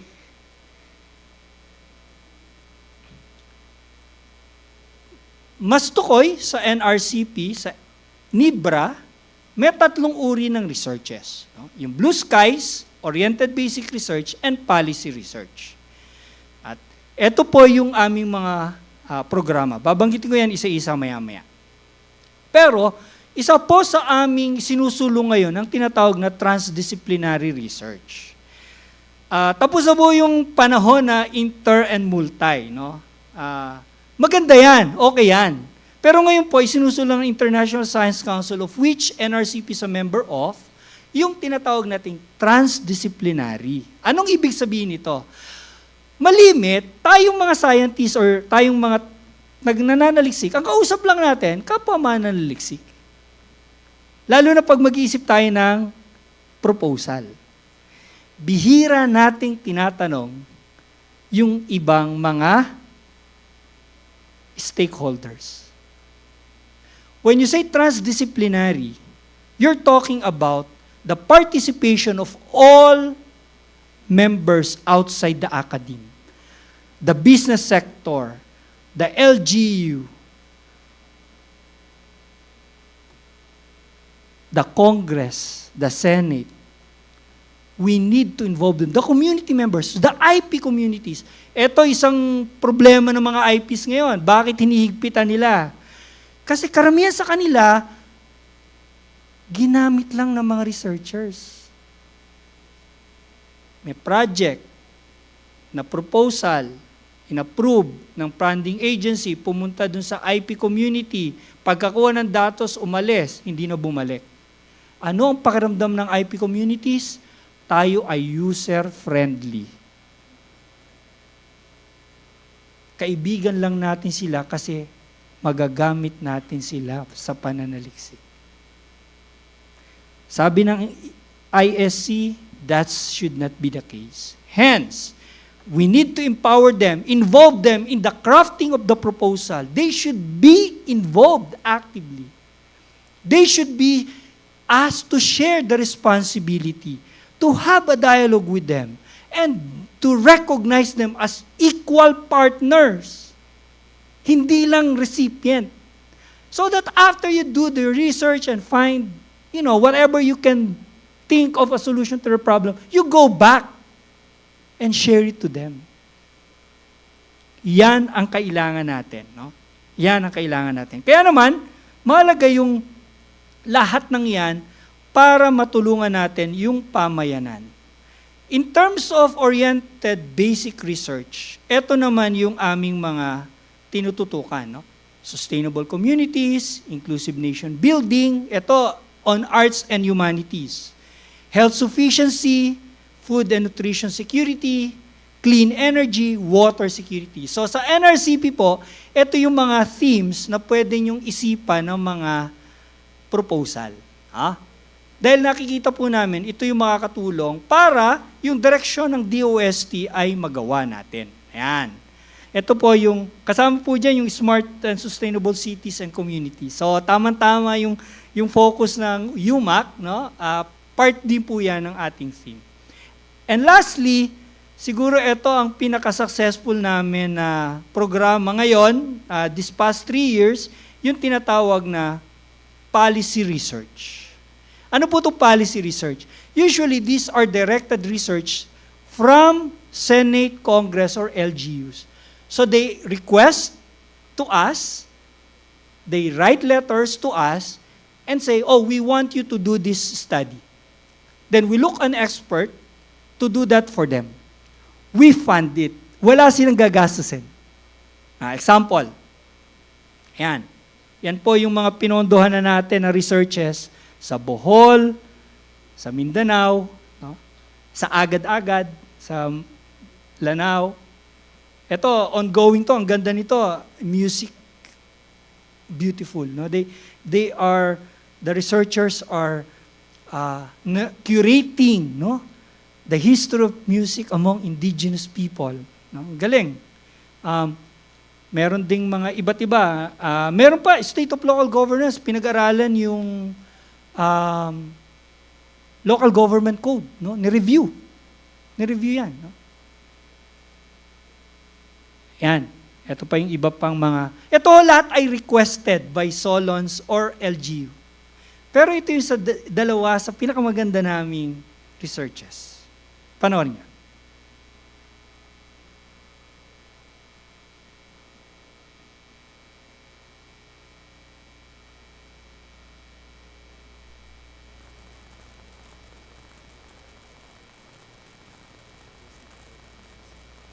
Ito po ay yung sa Del Carmen at sa Mount Agad-Agad. No?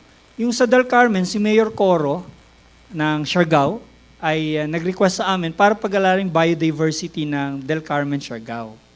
Ang ginawa namin, humanap kami ng expert to do that for him. Okay? From UST, nagpunta sila doon, pinag-aralan biodiversity, and amazing yung nakita nila. Ang daming endemic species doon, lalo na yung mangrove. Kaya ngayon, dati kinakahoy ng mangrove, ngayon hindi na. Okay na? Alright.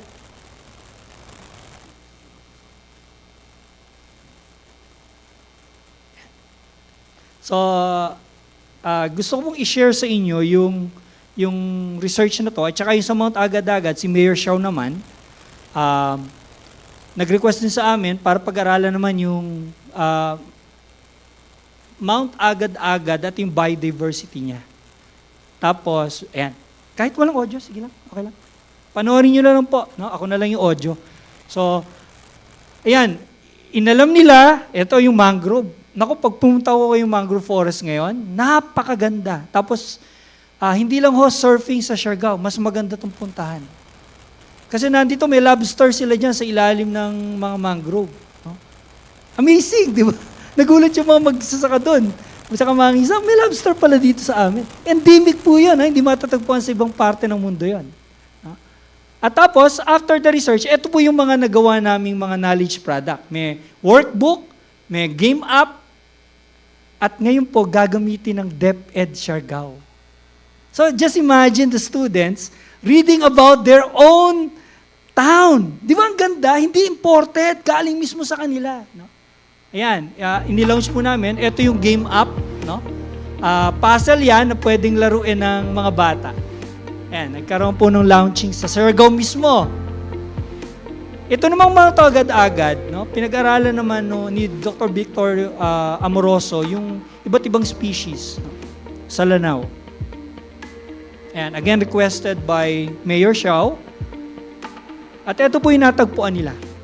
Ito pa lang po initially, marami pa kaya may second phase.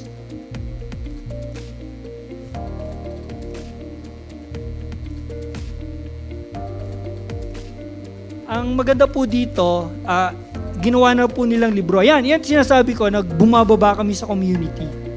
Ayan, we share it to them.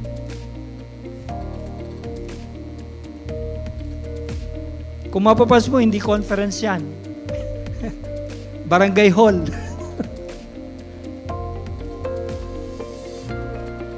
So that the people know how to protect the environment. Ngayon po, may local ordinance na to declare Mount Agad-Agad as a protected area based on the research. Sa Siargao naman po, Ramsar site certification yung nakuha nila dahil dun sa research. Now, they're applying, bali po ang Del Carmen ngayon is, I think, one of the 12 Ramsar sites in the Philippines. Ramsar site is the international recognition body for wetland. Just imagine, no? Based on the research, they were able to get the certification. At ngayon, mag-apply nila for UNESCO Heritage Site. Ang next project namin sa Del Carmen, gagawin na silang Natural Museum, yung buong Del Carmen. So lalagyan ng mga spots where people can just roam around and, scan the code and see what's in there. No, may mga boardwalk sila ngayong gagawin na walang sisiraing, ang tawag dito, mangrove.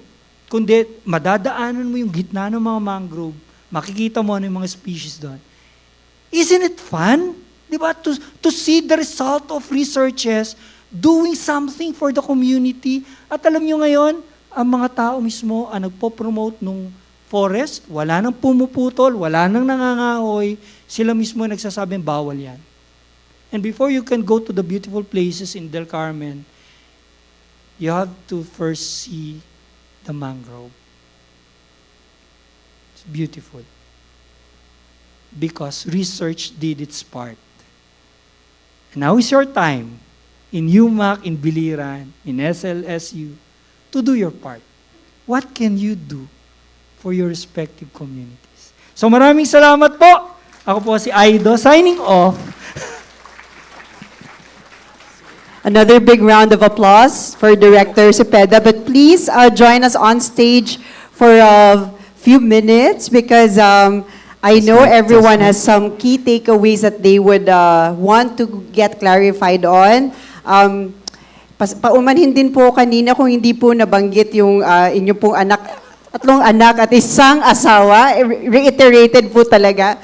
Pero mas maganda di ba po na sa kanya po nang galing kaysa naman po sa akin. Sasabihin ko, pinapa-shoutout nga po pala ni Director Sepeda ang kanyang wife. But indeed, a huge congratulations also to the wife of Director Sepeda. So, we also would like to invite our viewers po sa Facebook, sa YouTube, sa Zoom. If we have questions, by all means, we are allowed around 3. But if we have more than 3 questions, please keep those coming. What we could do, what the CUR could do, is also to send it to Director Sepeda even after the Congress. So kung naatay ipangutana, chat away, kung sa mga manay ko dyan, kung manoy, manay, kung gananda, kung naatay apot, isuwat lang nato. Baka sabihin nyo po, English lang kami ng English dito. So we should do it in all languages. So I hope that Amen also to got reiterated. So we're opening the floor to our dear audience. We have microphones in the middle, at the sides, both sides of the theater. So I can see Ma'am Nove, you are standing up. So that's also the sign that you are ready for your first question. Go ahead, ma'am.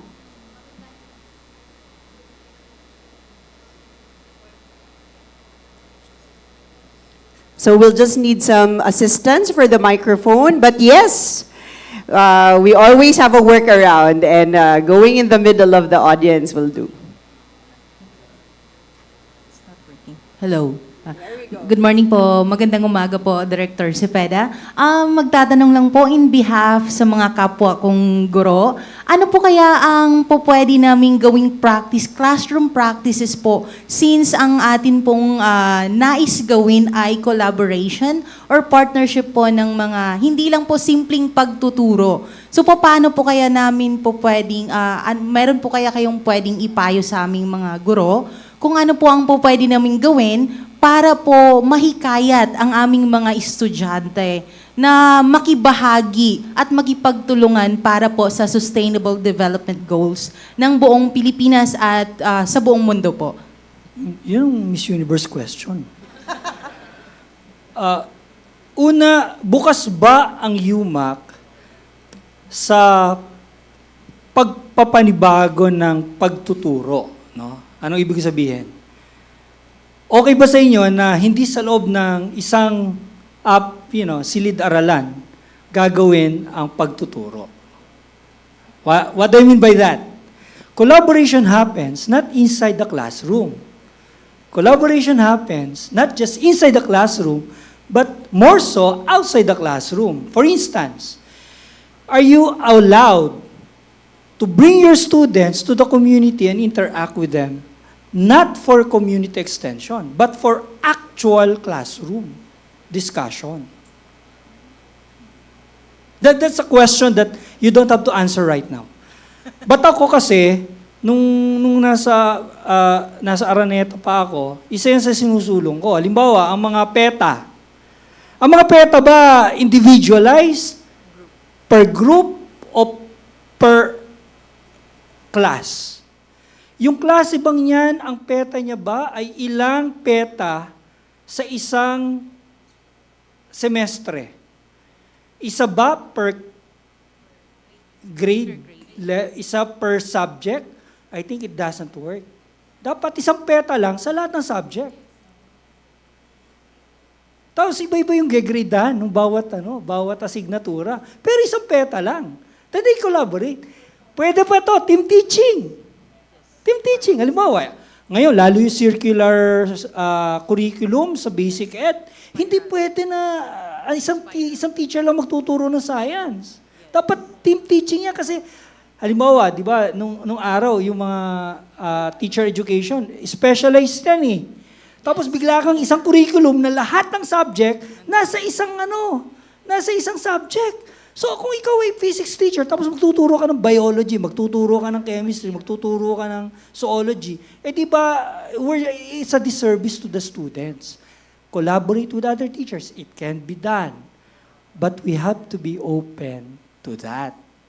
Even the assessment, tapos na yung closed book, dapat hindi ganyan ang mga assessment ngayon. Dapat open lahat. Why? When they go to the workplace, everything is available to them. Why not teach them now how to use the available resources to solve problems? Kasi baka naman ang exam nyo, puro pa rin multiple choice. True or false. Jurassic na kayo. Dapat problem solving lahat. Tapos available ang resources. Why? Ang ituturo natin sa kanila, paano nyo gagamitin ang ChatGPT, paano nyo gagamitin ang Google, paano nyo gagamitin ang Scopus Index Journals to solve the problem in front of you. And everything is available to them. Everybody can talk with each other to come up with a solution. Ang ganda nun sa loob ng classroom, ang ingay ng exam. Tapos na yung tahimik na exam. Dapat ang exam week maingay. Bakit? Nagtatanungan ang mga estudyante, nagbabahagi ng kanilang mga naiisip to solve problem. That's how you change the landscape. That's how you create future thinkers. That's future thinking. Are we open to that? Ngayon, eto ang problema nyo. Open ba yung department chair ninyo na ganun ang uri ng exam? Bakit? Ulitin ko, eto, pasensya na po, pero ito kasi yung pagtingin ko sa futures thinking. We don't teach students to pass the board exam and be top-notchers. That's okay. Kasi kailangan natin yan, no? Ranking yan eh. Pero if that's only our purpose, edi puro multiple choice ang mga exam nyo. But that's how it is, right? Thank you, Director Sepeda. Thank you so Ma'am much Nove. po. Thank you also for that thought-provoking question from you. We're allowed two more. Our tech team, kindly let me know as well if there is a question from our online participants. Go ahead, please introduce yourself for the benefit of our speaker. Hello po. Hello po. Good morning po everyone. And Dr. Sepeda, good morning po. I'm Mr. Dave Masasisa po from the Institute of Psychology. Natuwa po ako doon sa inyo pong presentation about the publication of researches, given that I have 5 groups right now in a course called Experimental Psychology.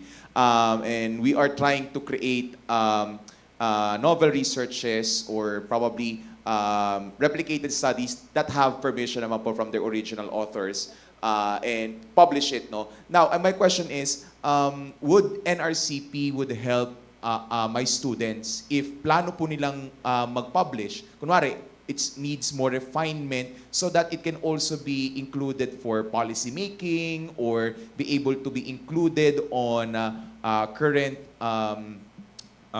processes, especially in psychology. We are also involved in mental health. So would NRCP somehow provide further assistance maliban pa po sa funding kung meron pa po, okay? Presently, wala kaming structure for students support.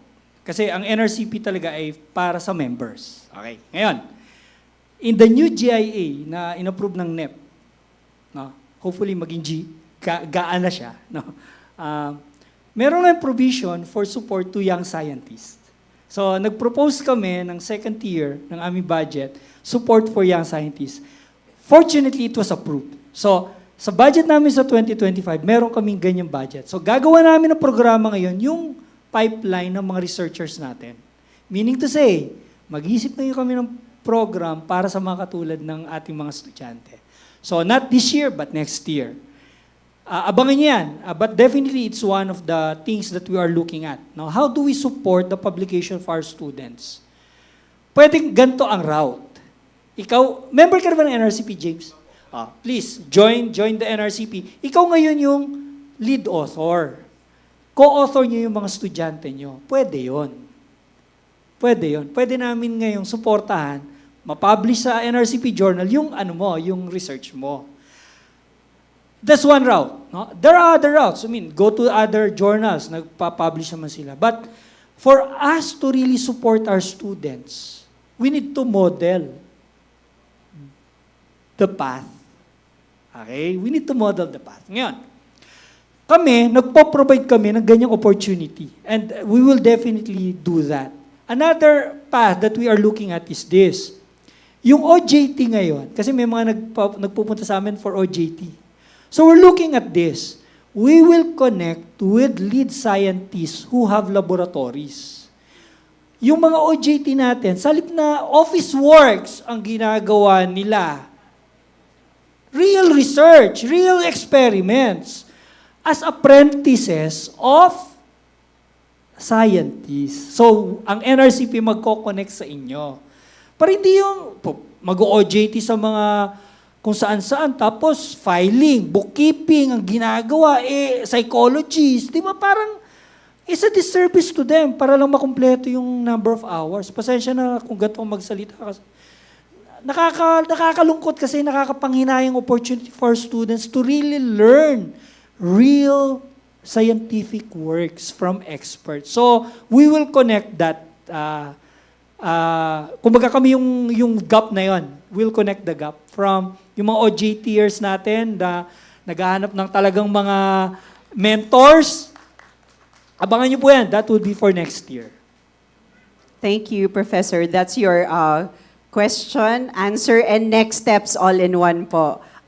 We're allowed one more question, but in as much as I see your hand, Professor, and I know you have a follow-up, I just would like to give this opportunity to the rest of the audience. But if there are no takers, we go back to you po.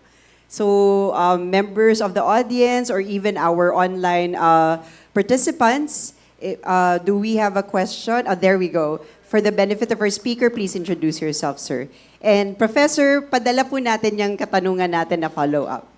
Okay, so good morning. So I am Professor Leonardo Pasquito, the chairperson of the Department of Natural Sciences.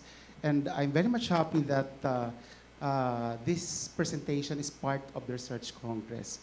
I have the opportunity actually to conduct a key informative interview with the National Committee on Biosafety in the Department of Science and Technology.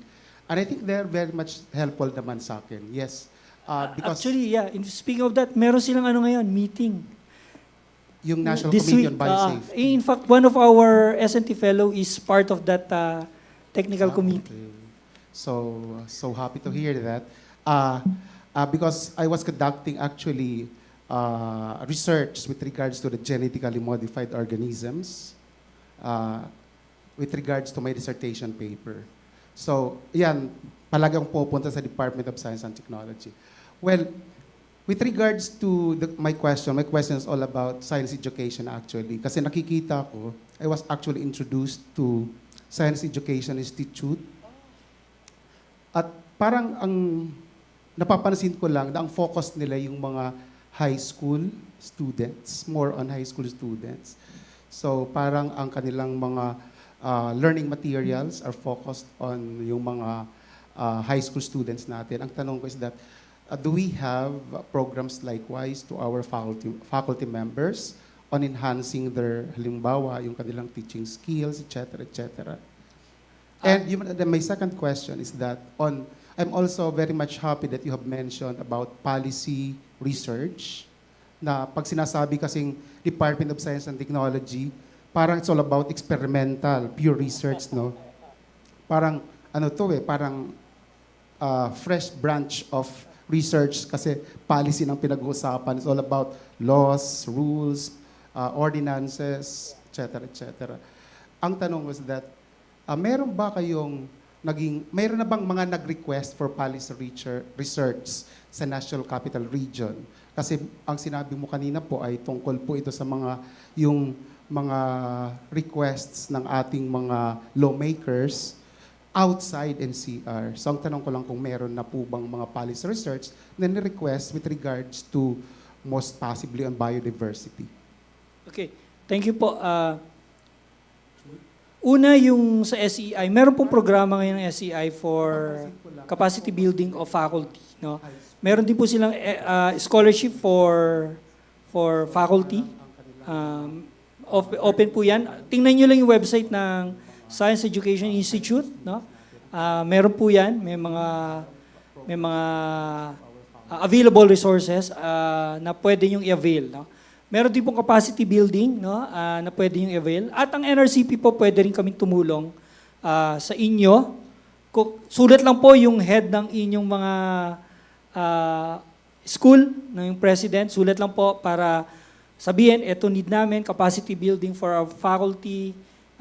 We'll look at it and we'll see what we can do. We do that. We provide that.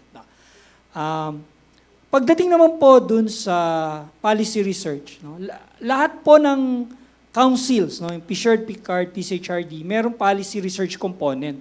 Kasi isa po sa outcome dapat ng research ay policy. Yung 6 Ps, no, publication, people, etc. Isa po dun is policy implication. No, may recommendation, supposedly yung research mo, na pwedeng i-adapt ng kahit sinong stakeholder na pwedeng gumamit yan.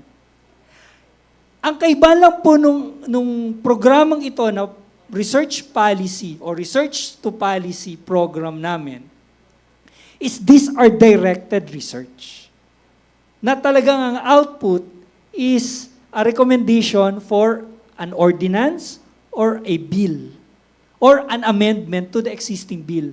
For instance, yung review noong local government code that was requested by Senator Tolentino, and our expert from NCPAG did that to assist Senator Tolentino in the amendment to the law. So that's one. Yung isa naman sa Isabela, tourism mapping nung San Miguel sa Isabela. Sa NCR, wala pa akong natatanggap na siguro dahil mayayaman ang mga taga-NCR, hindi nila kailangan ng NRCP. But kidding aside, we're just waiting. No? The closest that we can tell you is sa TCU, yung Taguig City University. They ask our help to capacitate their faculty in terms of research. So we're doing that in partnership with DOST and CR. Supposedly kasama University of Makati, but we will have a separate one for you, as I mentioned to DocNet, no? A similar program, no? A similar program. So hinintay ko lang sulat ni President Ramos. And then, yeah, we can do that, no? And other programs that we can help together with what you have right now. So, ano po yung gap? Then we will provide that for you. That can be done. So, sa mga LGU po, medyo hindi ko alam kung siguro dahil magagaling yung kanilang mga planning officer, hindi nila kailangan ng NRCP. Thank you very much, Director Sepeda, and for our audience for your questions. We thank you for your unwavering commitment to advancing research and innovation in the country. Please stay, and at this point, I'd like to request our management committee to please come on stage to award the Certificate of Appreciation. Professor De Los Santos, please join them all on stage. And as they walk towards the stage, please allow me to read the citation. The Certificate of Appreciation is proudly given to Director Bernardo N. Sepeda for the invaluable knowledge imparted as keynote speaker during the 7th Research Congress with the theme 7-17-7, Committing for a People-First Development and a Sustainable City, conducted on October 16 to 17, 2024 at the University of Makati Admin Building Auditorium. Signed, Dr. Alexercy Ramos, PhD, CESA University President, Florante E. De Los Santos, RGC Director, Center for University Research, and Maria Faye Nanette M. Cariaga, RPH, PhDEM, Vice President for Planning and Research. Once again, a round of applause for Director Bernardo N. Sepeda. Pananaliksik, pagtuturo, paglilingkod. And should you have more questions, please send those over to our dear CUR team. Thank you very much. It's time to give the floor to our next plenary speaker and to mentally prepare ourselves. Lunch would be around 12:30. I know. Food for the thoughts muna before the food for our gastronomic happiness. So let's not keep the audience waiting. It is a privilege once again to introduce the first plenary speaker. She is the Executive Director of the Center for Strategic Research, or CSR. She's a faculty at the HEU School for Business, Entrepreneurship, and Accountancy at Miriam College. She holds a master's degree in demography from the University of the Philippines, Diliman, and a doctorate in public administration from the same institution. A prolific researcher and editor-in-chief of LEAPS, Miriam College Faculty Research Journal, a member of several professional associations, including the Philippine Social Science Council. And she has received numerous awards for her research, including the President's Award for Research Excellence at Miriam College. Help me welcome Dr. Maria Carmen V. Penalosa, DPA.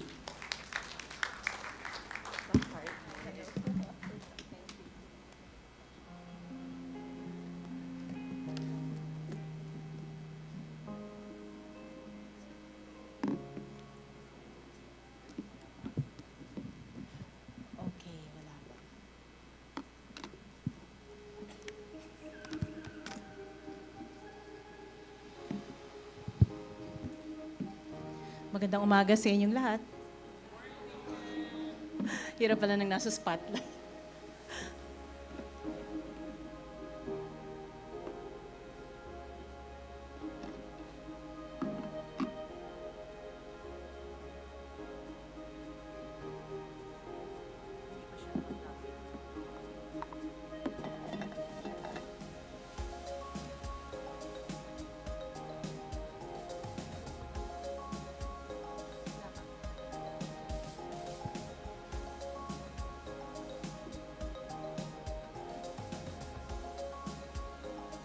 As we are working on the tech, once again, would like to enjoin our participants online to just kindly send your questions through the chat box, and our good CIC team will forward those to the Center for University Research so that our speakers for today may also be given the opportunity to answer your questions back. So please feel free to still continue typing down those questions.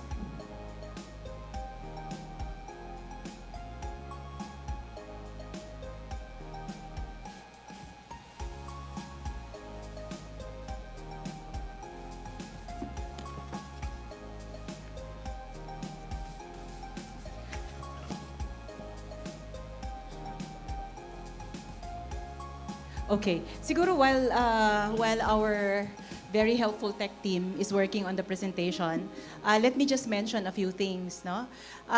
When Professor Rante extended the invitation to me to present research, no, in this research congress, initially I had doubts because I felt that Makati City is something that is an aspirational research. To do research, in this city is an aspirational research. I have not done any research yet on Makati. And I thought that that was the intention. Well, in fact, we have one research calendared in the year. No? So hopefully that will happen. And then he said, no, ma'am, just any research that you are doing at the moment that impacts or resonates or would have implications for the achievement of SDGs. And so when he said that, oh, okay. And I felt that I think I have enough research in that area. I will be presenting, though, two types. Meaning to say, I approached the task that was assigned to me in two segments. The first one is to share with you the types of research or research that I have been doing that have SDG implications, number one. And then second would be to focus on one, which I think you will find very interesting, especially in terms of the SDG, I think number 11, no? So, well, 5. So, on reducing poverty, gender equality, sustainable communities and cities, tapos may dalawa pa. Okay, so I hope maayos ang PowerPoint. Sayang kung hindi, no? Would you like to transfer it to a... Right. Yeah, I sige, think just go ahead. what we could do, if you would indulge, Sure, please. maybe we Yeah. could have... You can save it on a USB. Yeah, Yes. yeah. And, you know, Okay. I'll just talk. All right, So I all can right. refer to my PowerPoint. Okay, So so- while they fix All right. the PowerPoint for projection later on. All right. Sige. Please, let's do that.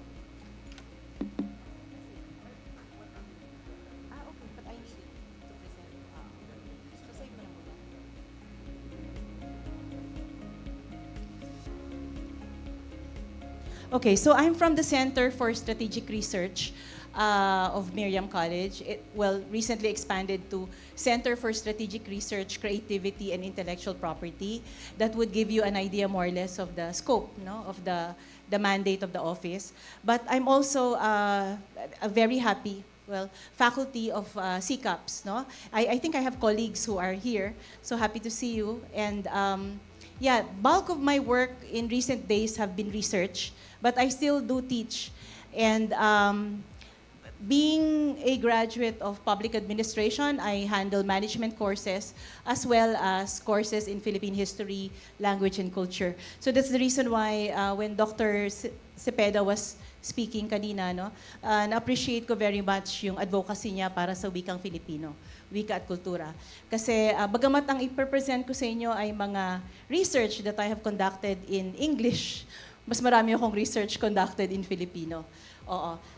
Because, let's admit it, there's no money in research in Filipino.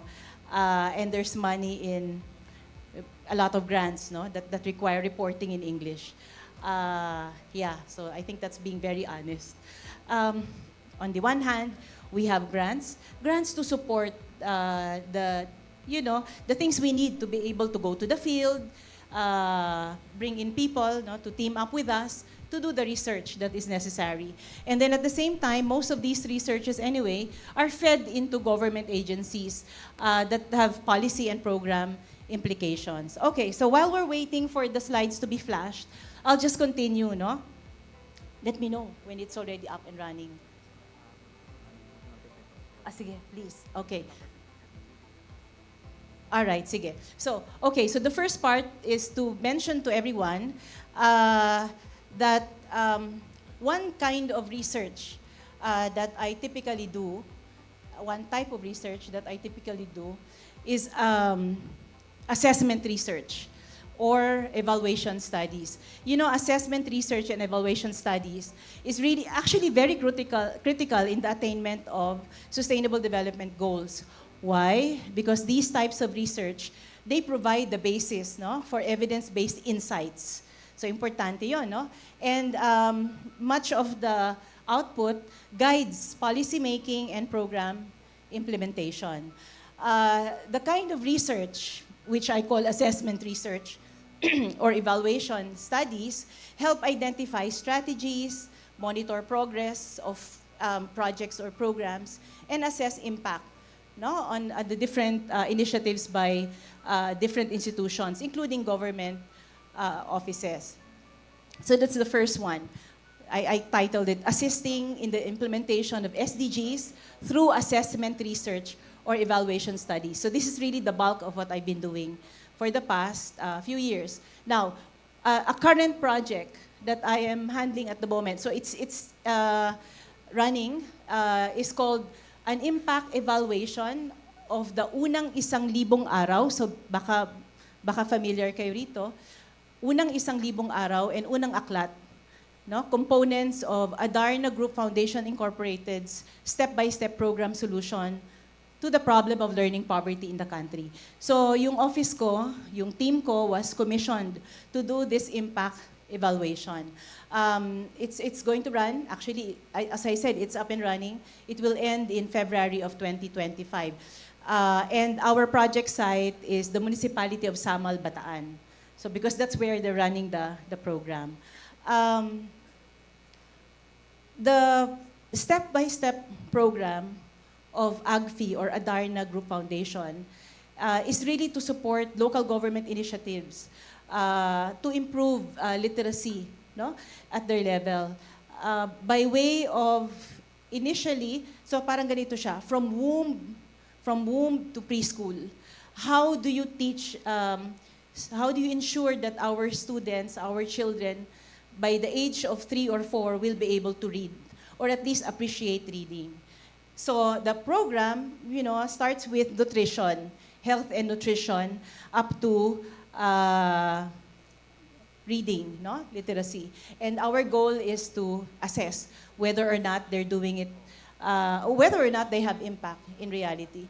And so how does this connect with SDGs? It's very important, no? Because here we're talking about, the current learning crisis, the learning poverty that we are in, no? It threatens our future, no? Bakit? Kasi the students who are not able to read and write, who fail poorly in terms of literacy, they become our human capital in the future. So how can we attain sustainable development goals, in the long term when our sustainable growth itself is undermined by poor human capital? So that's running, no? Okay. Another is, okay, so I have here two. Can we backtrack a little? Backtrack or? Yeah, backtrack a little. No, sige, isa pa. No, sorry. Enter. Okay, so two more projects that are current, no? Okay. Sorry, isa lang. Ayan. So this one is another project that my office was commissioned to do. I'm the principal investigator. We are, so it's running, no? It's due for completion this December. We evaluated the NSTP curriculum, and really we found out that one of the poorest topics or agenda that is really not so much advocated for in the curriculum is economic justice. And so eventually one of the proposals that came out of the review of the curriculum is to conduct an instructional materials development for NSTP. And so we're producing modules for NSTP and at the same time videos that advance poverty reduction through emphasis on economic justice. Now the other one, balik po. Ayan, okay, so this one. Now this one is done already, but let me mention because it's very important. Now, it's a research that's funded by the DSWD, okay? And our goal was to assess the organizational responsiveness and the service delivery of local government units in the country.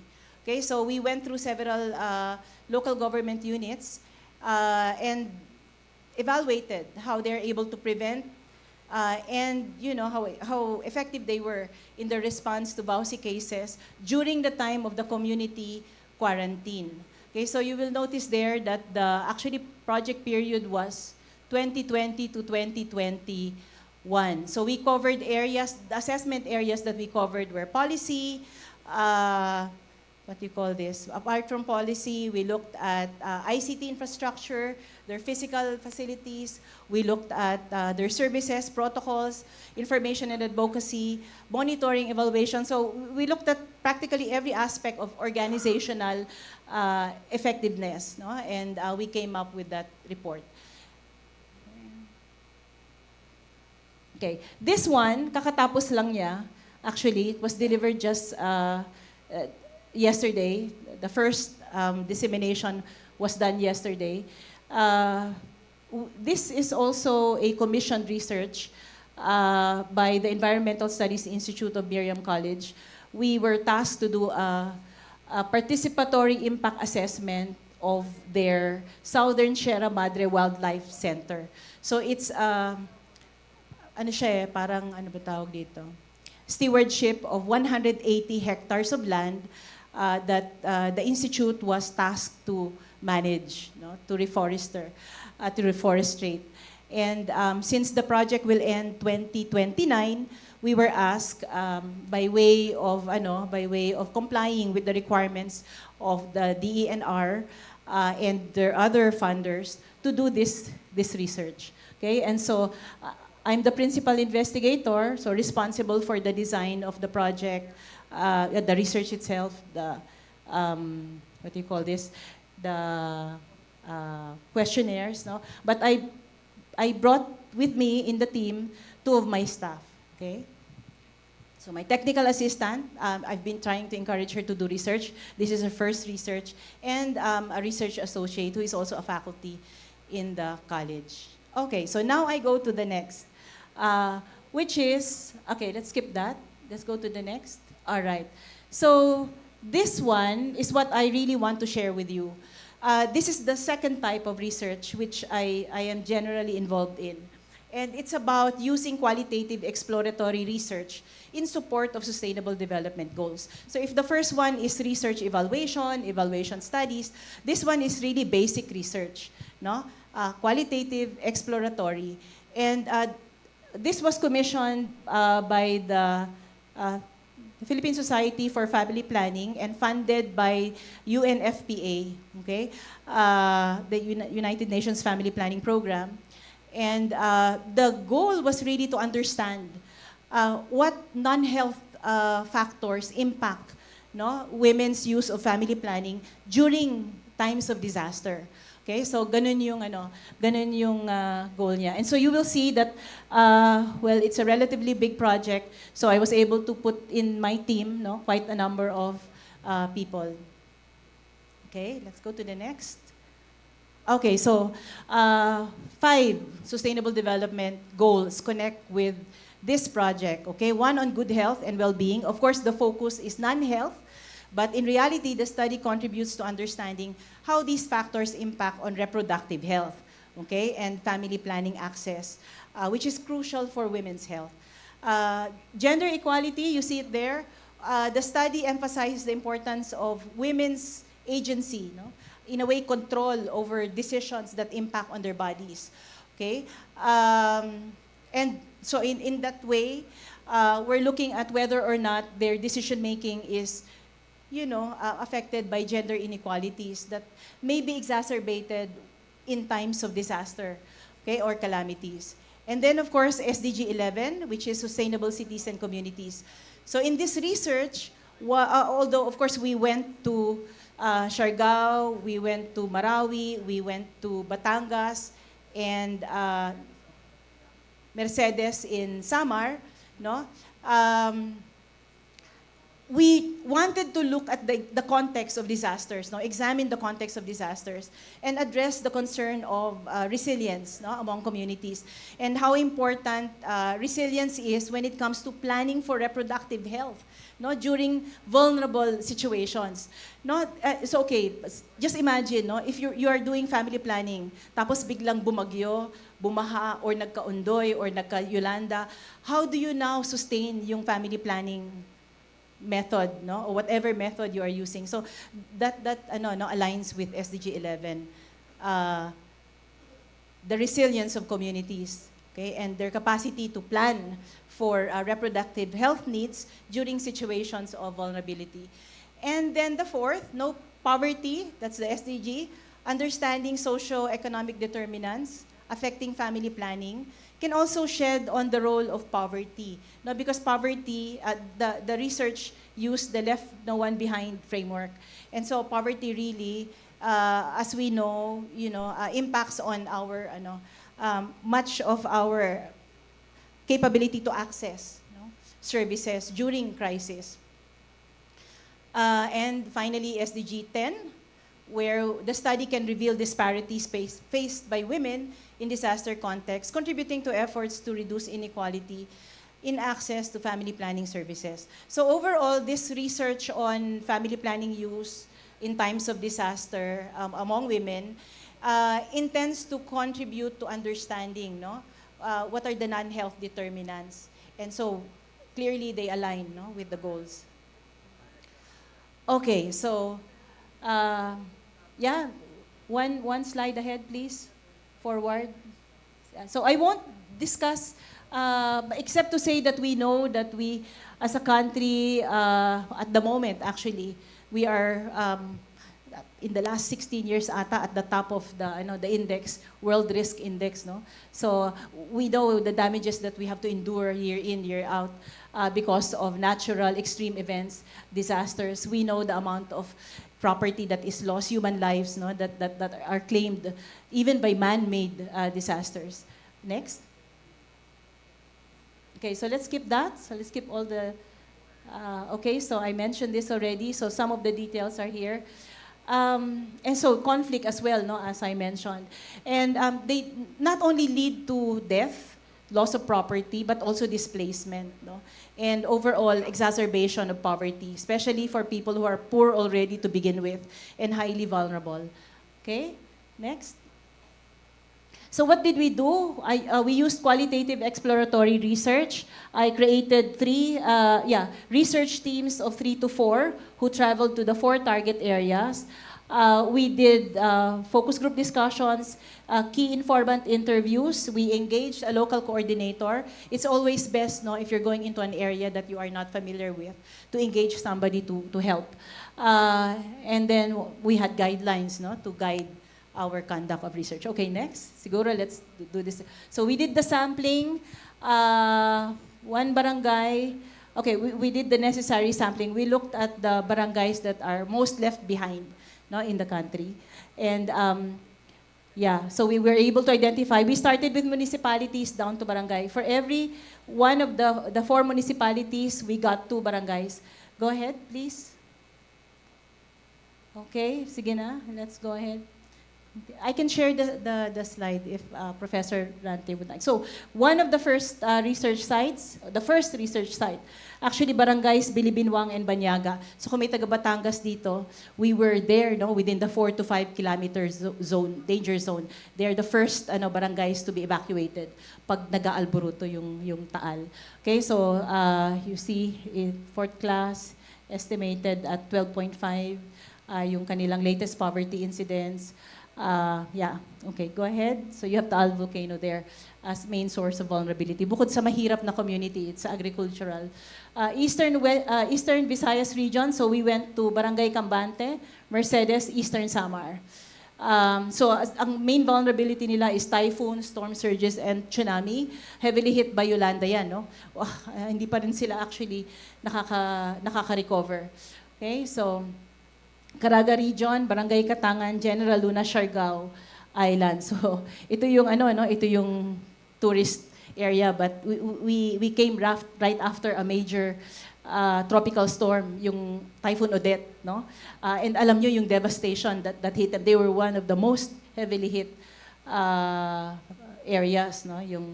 Yung General Luna. So okay, so the devastation cost them about 20 billion pesos. Next.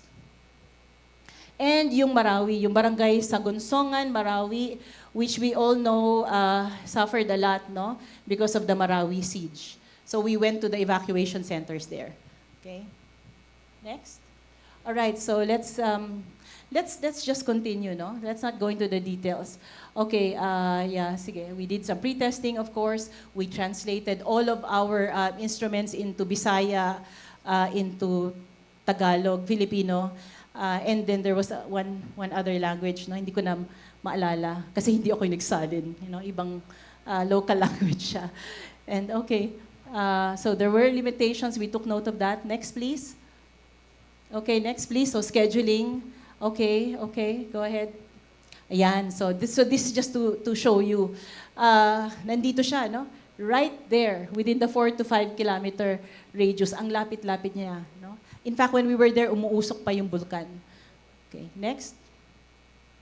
So yung may square, yun yung General Luna. Okay, heaviest hit during the Typhoon Odette. Okay, next. So yung Mercedes, no, sa Samar, and then yung Marawi sa Lanao del Sur, okay? All right, so mga vulnerabilities. We took note of both natural and man-made vulnerabilities. Okay, next please. I won't have to go through them. And then we made sure that we were covering the barangays that were the most left behind in these areas. So we looked at their classification, the poverty index, poverty levels, and of course the classification of the community that makes them vulnerable. Okay, next. All right, so all in all, we had 107 focus group discussion lang to. Let's continue, please. Okay, yeah. So, all right, let's skip that. Okay, so mga employment, family income. So sharing with you some of the photos that we took. Some of them were taken from the documentation of actual disaster events. So we got them from online. Next. Okay, go ahead. So Eastern Samar. Okay. All right, okay, Marawi Siege. Okay, and Surigao del Norte. All right, so what did we find? What did we discover? Very high fertility rate. Okay, so alam natin ngayon, it's 2.4 ata. Okay, at that time, this is 2022, 1.9 yung ating total fertility rate. Sa kanila, on the average, women had 4 children. So napakataas, no? Especially in Marawi, where women had a maximum of 7 to 12 children. Okay, so hindi lang siya 4. That average is for those in for all of them, but essentially for non-Muslim communities. Next. Okay, so there's a very high unmet family planning need.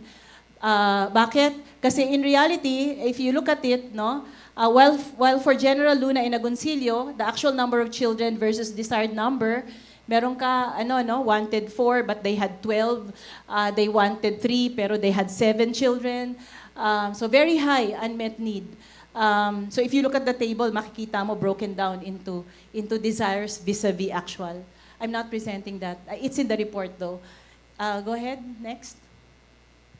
Okay, so pinaka-popular pa rin yung pills in terms of modern contraceptive method and injectables. Actually, 0 yung gumagamit ng ano na ngayon sa lalaki? Vasectomy, oo. And yet that's the least expensive, di ba? Least costly, and that's the least invasive also. Okay, so it seems that the burden of family planning really rests on women. Okay. Next. Okay, and so you'll see also na malaking number ng mga respondents are beneficiaries of the CCT. Okay, so yeah. In fact, some of the areas, they applied for GIDA status, but they were not granted. Just tell me if I'm running out of time, huh? Okay, all right, so it's there. All right, sige, go ahead, please. All right, so anong nakita natin, no? Data on family planning method by educational attainment show that women who have at least reached elementary education, so crucial ang elementary. Kasi pag at least nag-elementary sila, they are inclined to using modern family planning methods. Pero, the higher the educational attainment, there does not seem to be any correlation. Even technical vocational course does not seem to translate to higher levels of utilization. Okay, yun, vasectomy. All right, so let's skip all of this, and let's go to the conclusion. So I'll just run through the conclusion. So these are just to show you the different LNOB, lead, no one behind factors that we use to analyze. So, but in the end, what did we find out, overall? Ito siya. The study showed that women's experience in family planning use in all of these 4 areas investigated are heavily shaped by 1, yung barangay, geographic location, and experiences, okay, unique to it. Sa Mercedes, pag may disaster, 0 pregnancy. 0. Sa Marawi, pag may disaster, tumataas yung pregnancy. Okay, so may mga ganun kaming nakita. Sa Batangas, sa Samar, tapos sa Mercedes, Samar, tapos sa Siargao, pag may disaster, we got this from our respondents, no? Sexual contact is the least of their concerns. It's really more survival. Okay? And so even in situations of disaster, pag naubusan sila ng pills, naghahanap sila. Pag hindi sila nabigyan ng kanilang local city officials, no, the SWD, the RHU, or even yung mga NGOs who go there to distribute, pag hindi sila nabibigyan, sila mismo on their own, they go out of their area to seek, no, access, to pay. So they pay even if, you know, it costs them a day's meal. So that's the general trend. Pag Marawi, iba. Sa Marawi, they even set up so this is unheard of in the other three. Sa Marawi, they even set up a stage where they have a marital room. Okay, marital room by scheduling. So kaya nga, sabi nung ilang respondents, actually nagpapalakpakan, no? Pag aakyat. Kasi nakikita ng lahat who's going to the marital room. Okay. Yeah. So yun, no? So makikita nyo ibang-iba talaga, no? Yung situation nila. And we have to understand that based on the context of one, haram kasi sa mga Muslim ang family planning use. They heavily discourage the use of family planning. In fact, they prefer large sizes of families. Yung 7 to 12, sa kanila yon karamihan. Okay? Okay, the generally poor, backtrack a little, please. Backtrack. Okay, the generally poor socioeconomic standing of their communities and the poverty of its household effects. So yung tatlo, because they're poor, there's a suggestion na tama na. No, hanggat maaari, wag na tayo magbuntis. Mahirap na yung buhay, etc., etc. So may ganon, no? And then the quality of governance systems, it's really important, yung access. In the report, you'll see that some of the cities really fare very poor, no, when it comes to access. Okay, the existence of discrimination and the ensuing shock and fragility that come mainly from disadvantages and vulnerabilities brought about by the above. Okay, next. So, what are the common determinants of FPUs? Sociocultural, economic, so non-health related to, that's what we're running after. Fertility and contraceptive method related, access to FP facilities and supplies, and family planning information and counseling. Okay, next. Apologies, Doc Carmen. We're also Yeah. told to wrap up. All right, So, I will. Okay. Thank you. Sige. So, you'll see, no? In the three areas, maginhawang buhay, you know, reduced number of children, desire to delay or limit pregnancy. But in the other area, it's different. The overwhelming cultural, religious preference for more children drives their family planning use. Okay, so this is very important. Why? Can we, I'm wrapping up na. Can we, please forward? Okay, forward, please. So just to show you the many recommendations that we made, no, for the local government. Ayan. So go ahead, please. More. And so we had policy recommendations, no, from provision of budget to fixing their programs. Next to, okay, right. So government recommendations to the LGU. Go ahead. All right. Okay, to adopt an integrated community-based approach, intensify, expand their programs with regards family planning.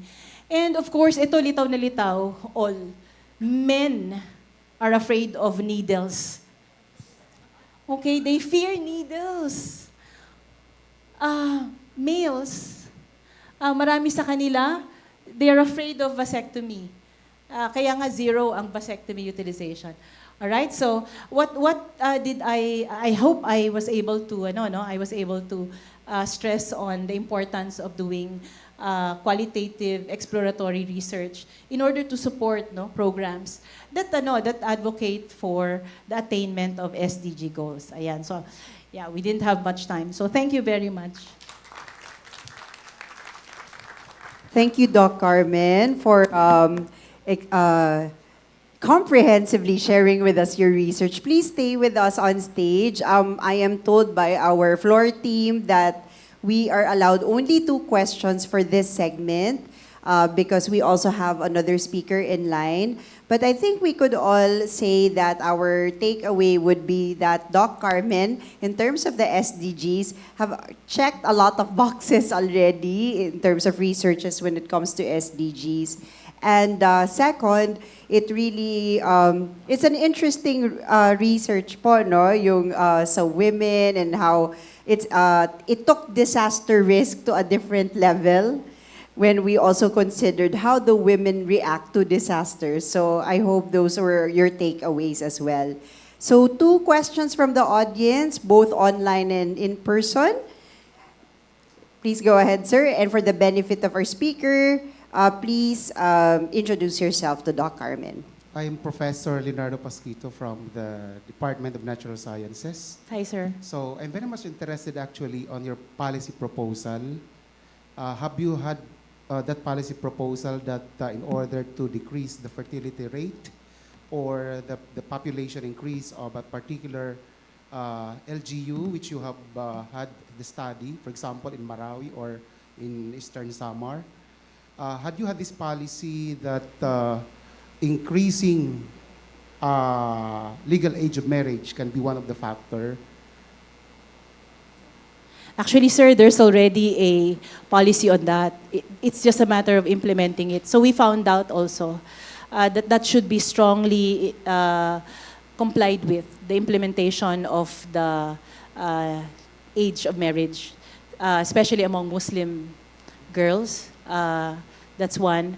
But in terms of whether or not we advocated for the results of our research, hindi sir we were just commissioned by the Philippine Society for Family Planning, and we got funding from the United Nations Family Planning program.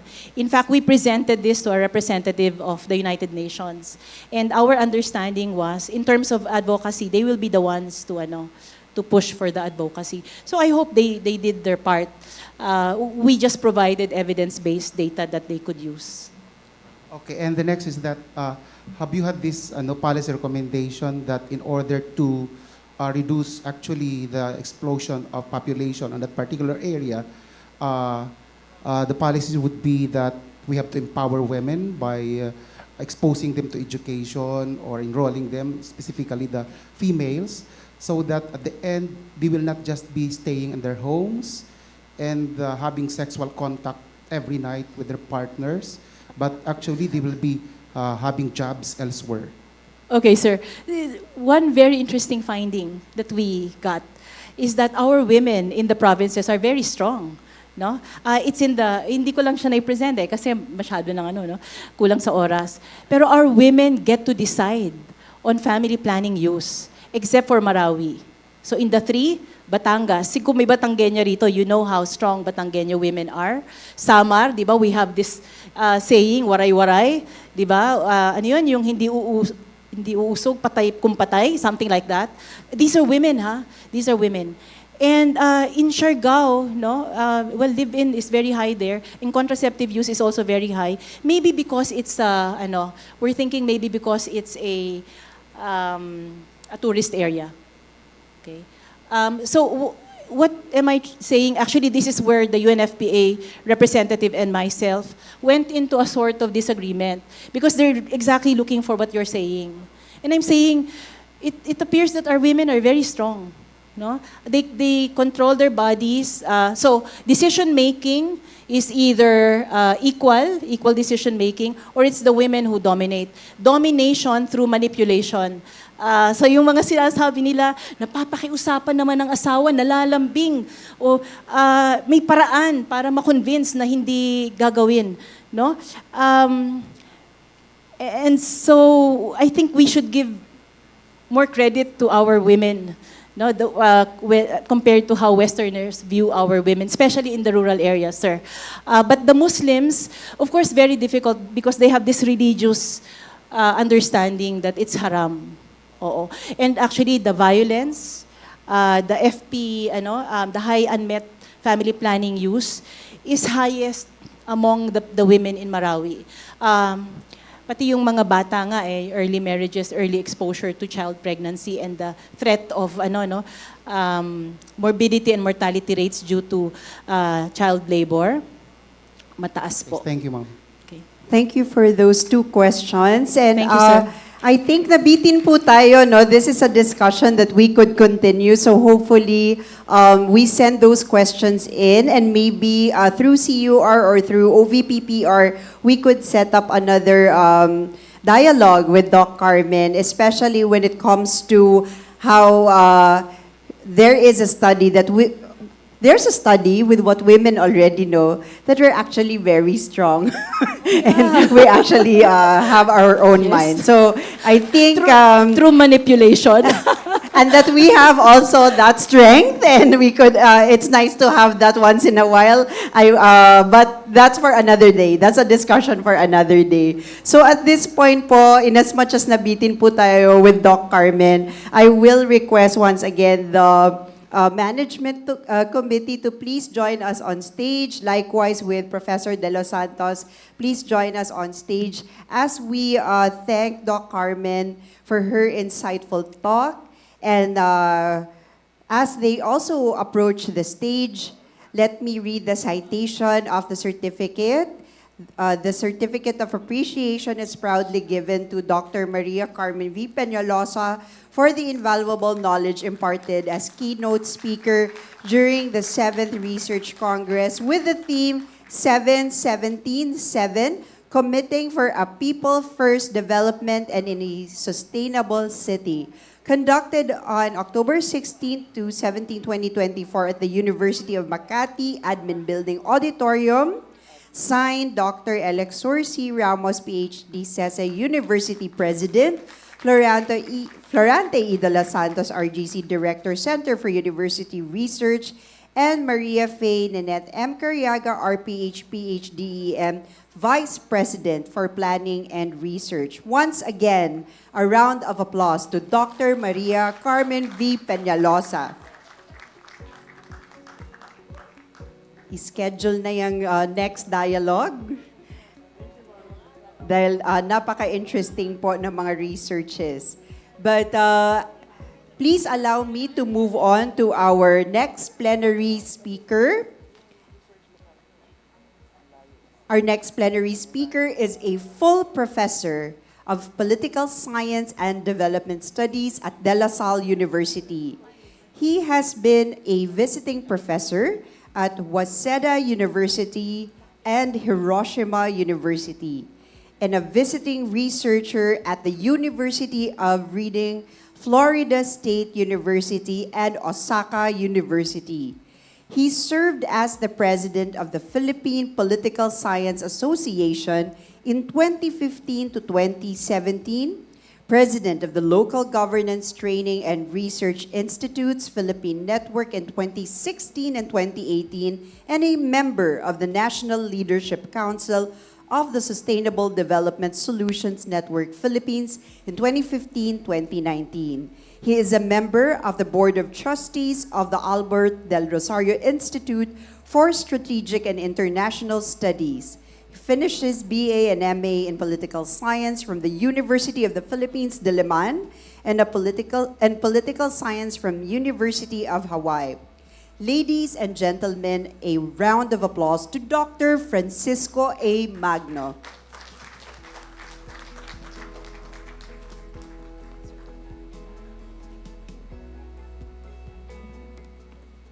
Thank you very much for that kind introduction.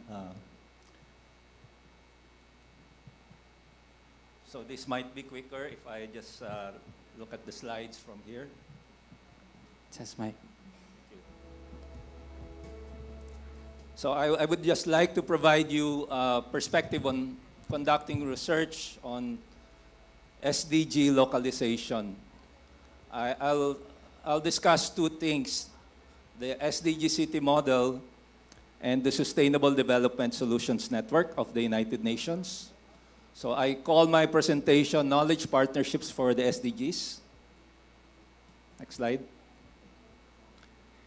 So we all know that the process of developing the Sustainable Development Goals started with the Rio Plus 20 conference that discussed the development of new indicators for sustainable development. Next slide. That will take off from the Millennium Development Goals. Next slide. From MDGs to SDGs. So in 2012, the United Nations, the member countries agreed in the document, The Future We Want, to create a set of goals that would build on the success of the MDGs. Kaya po mahalaga yung SDGs dahil long-term, no? Long-term, yung vision, yung targets. Ang mga plano kasi ng mga bansa, medium-term yung pinakamahaba, no? Gaya ng sa Pilipinas. Kasi limited siya nung term of office ng elected executive, no? Like in the Philippines. So, the medium term is the Philippine Development Plan. So we needed to have a planning that is further than that, longer.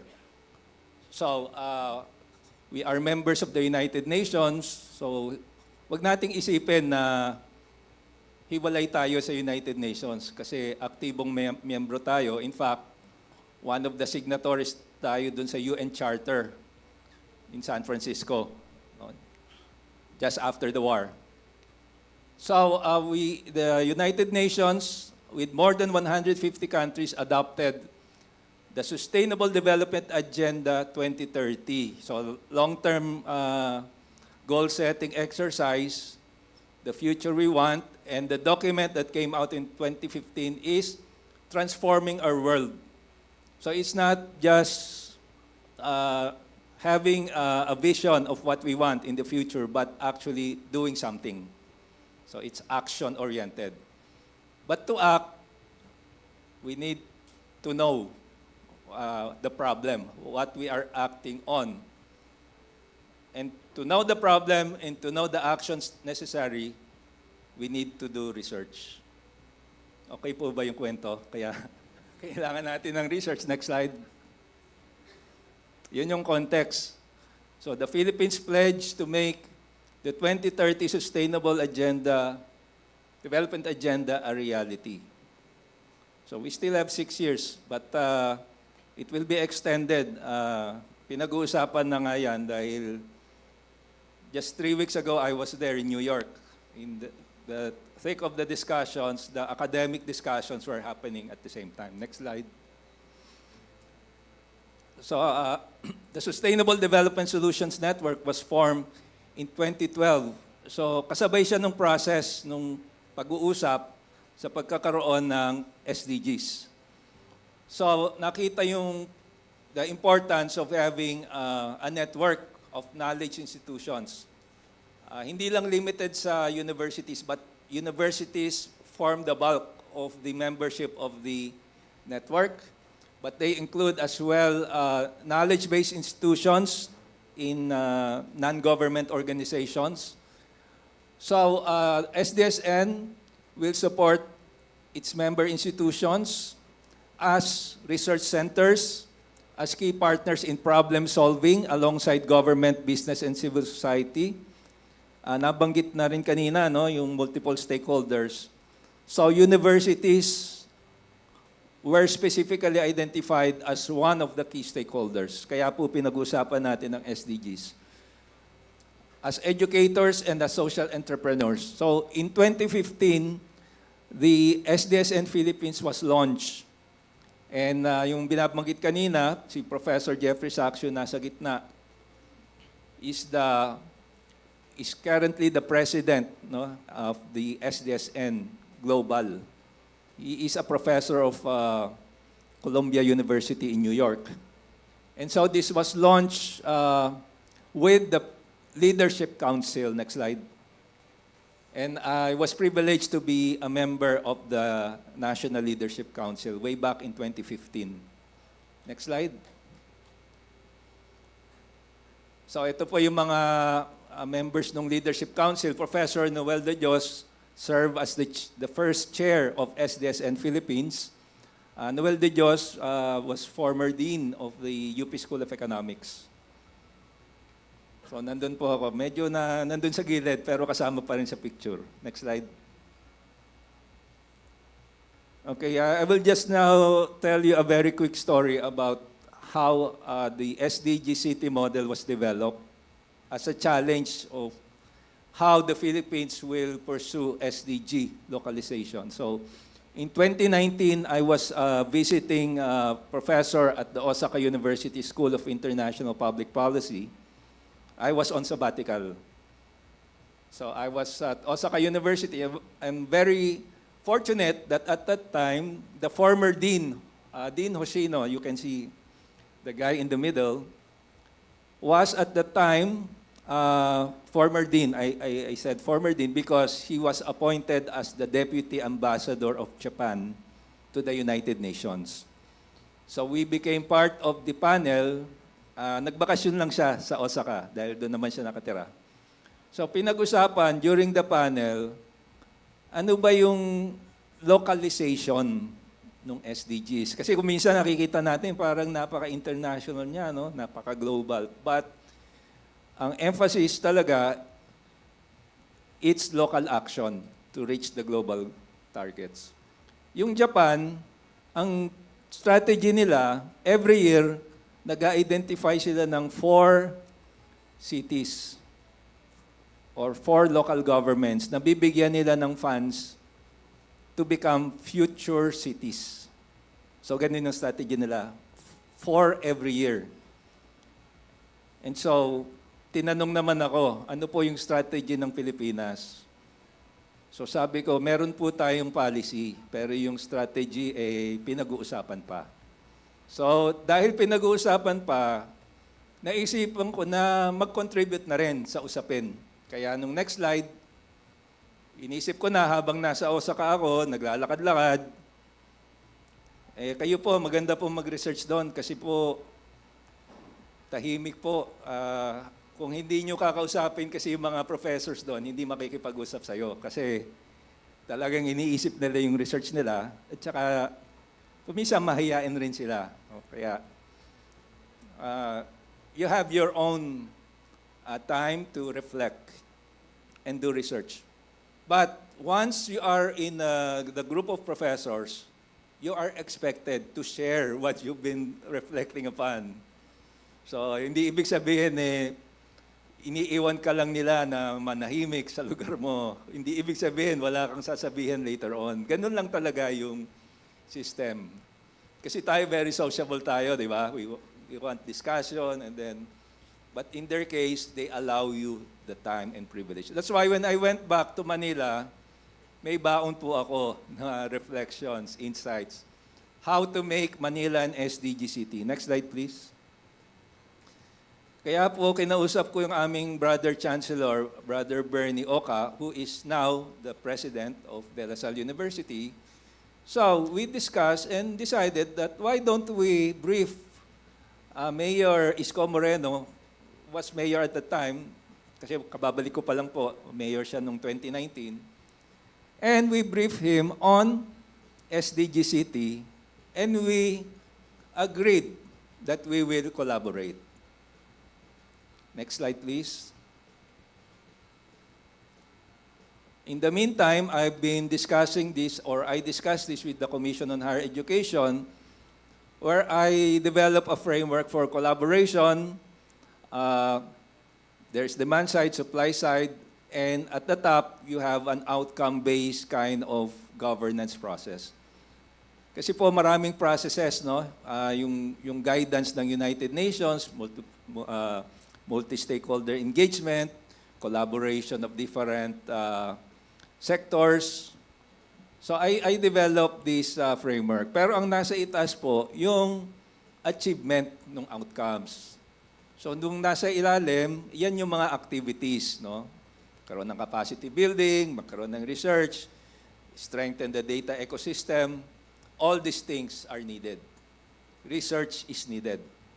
But the end goal is at the top. I think yun yung tenor nung presentation ni Director Sepeda, no? Yung relevance, impact. So yung impact natin, mararating yan kung magkakaroon ng what I call co-production. Next slide, please.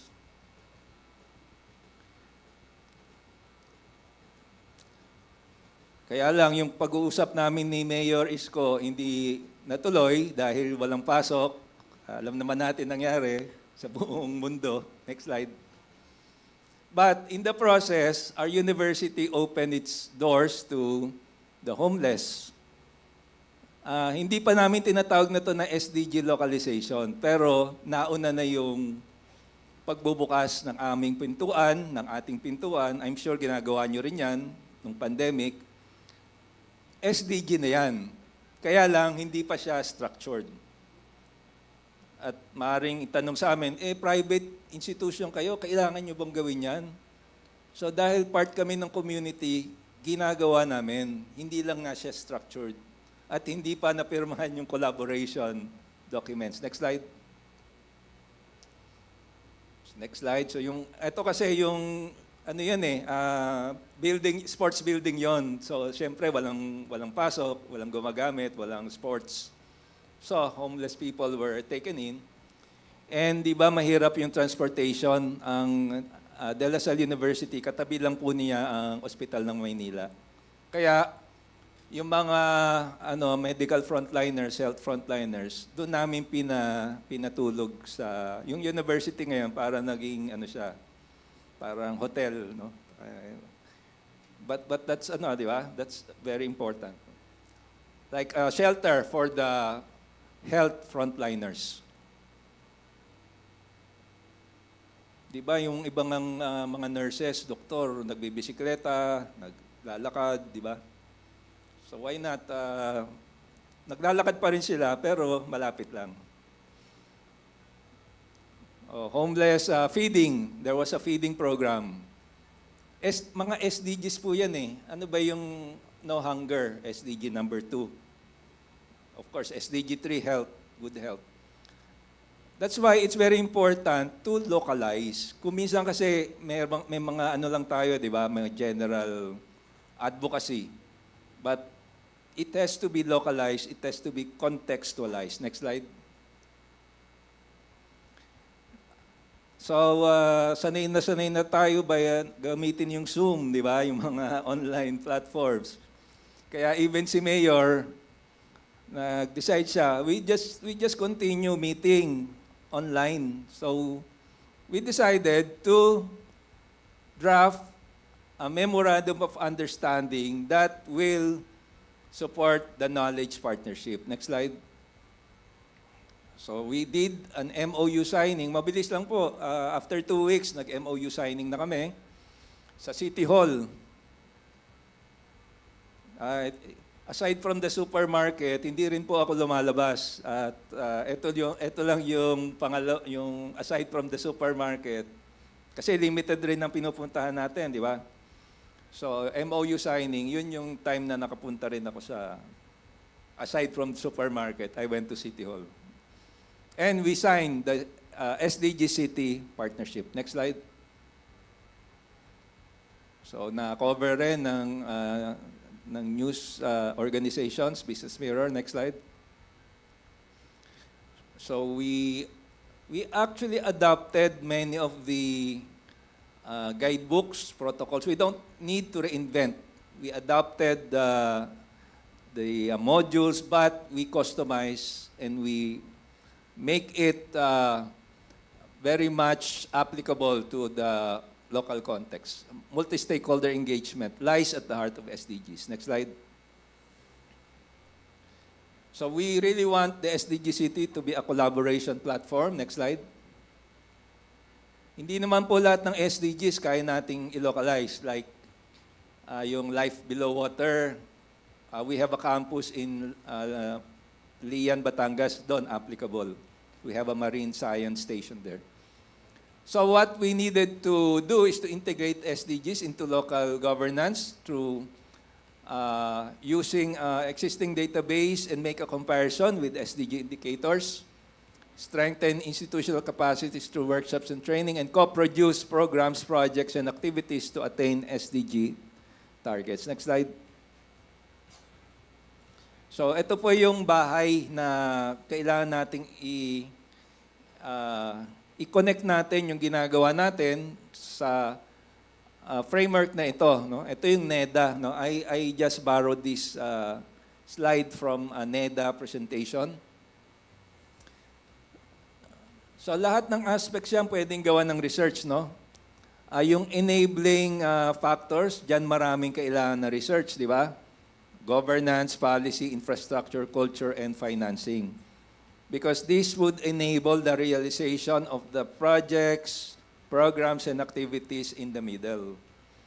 When we say innovation, something new, especially because of changing conditions.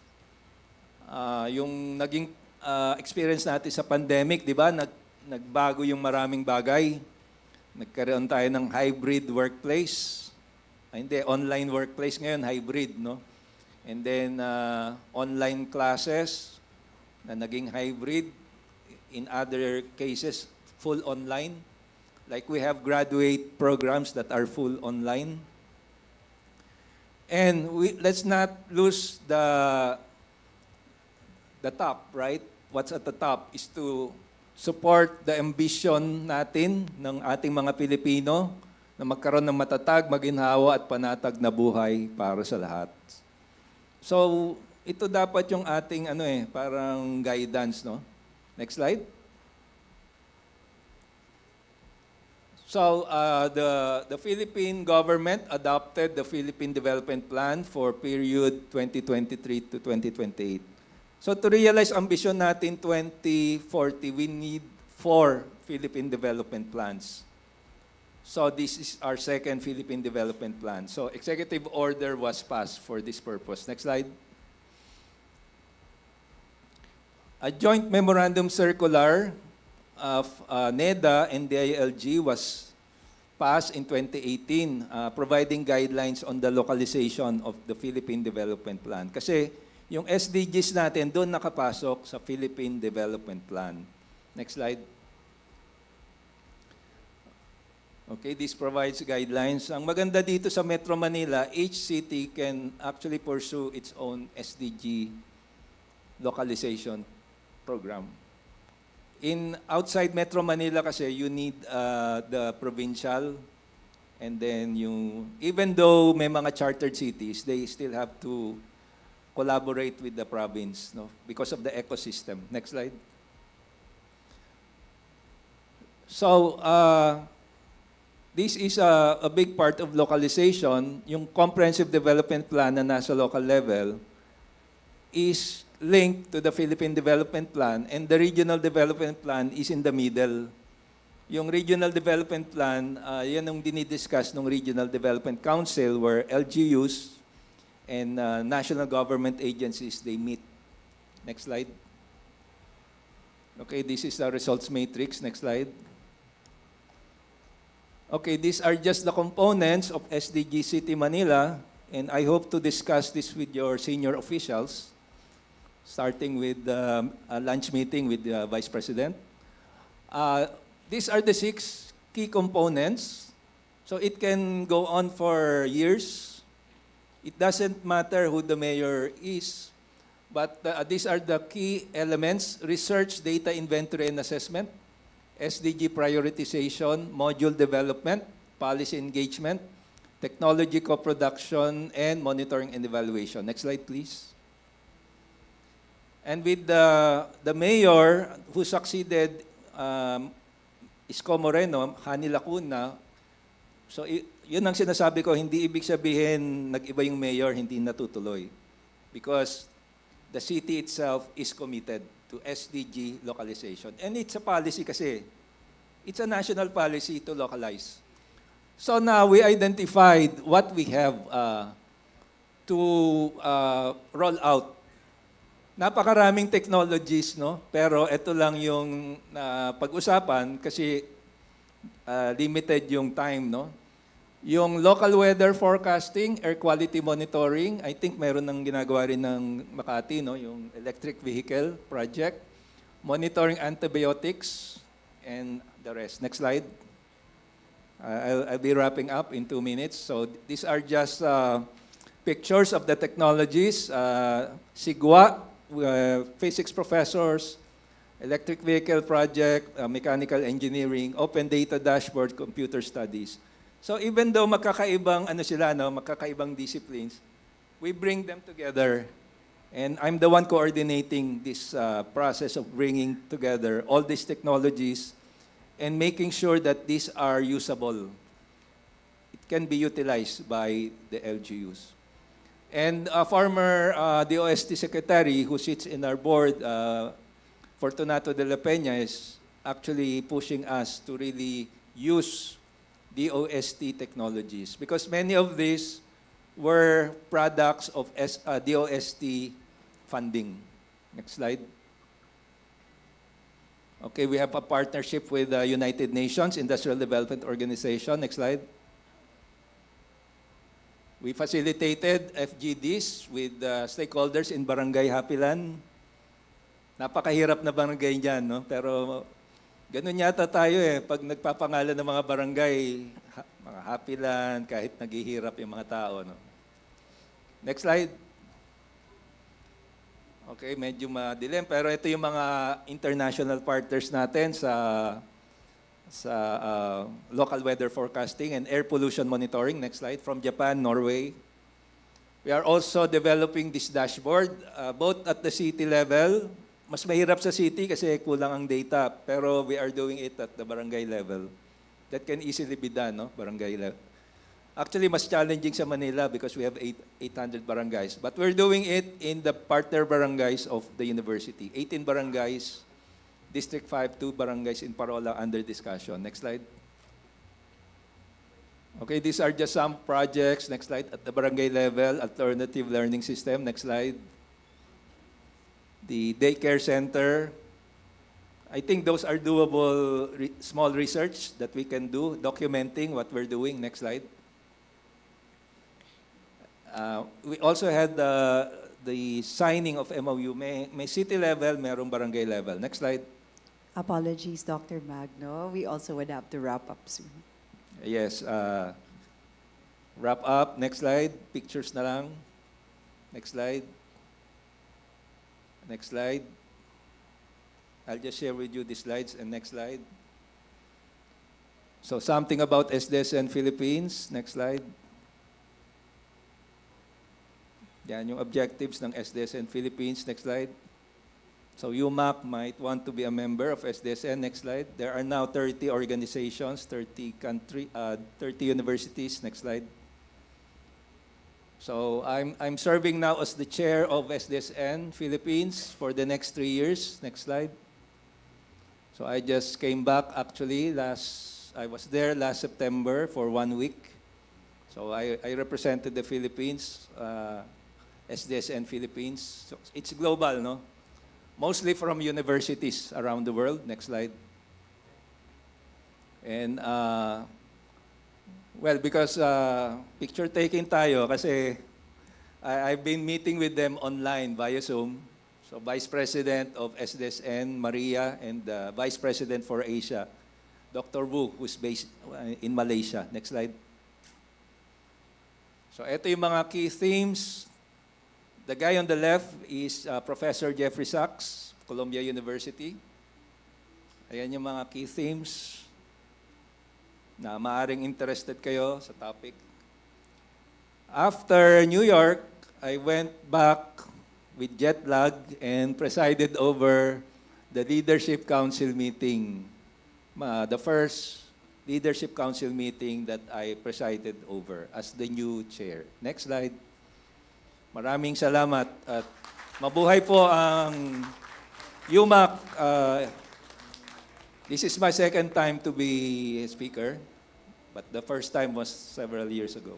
Thank you, Dr. Magno, and thank you for continuing. Actually, your alumnus, Jessa Pacheco, is a magna cum laude graduate.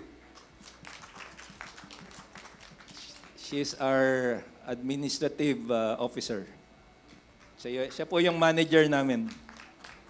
Extending our thanks once again. Please have a seat po, Dr. Sepeda, for always continuing to Umuwi share na po your si time. Dr. Sepeda.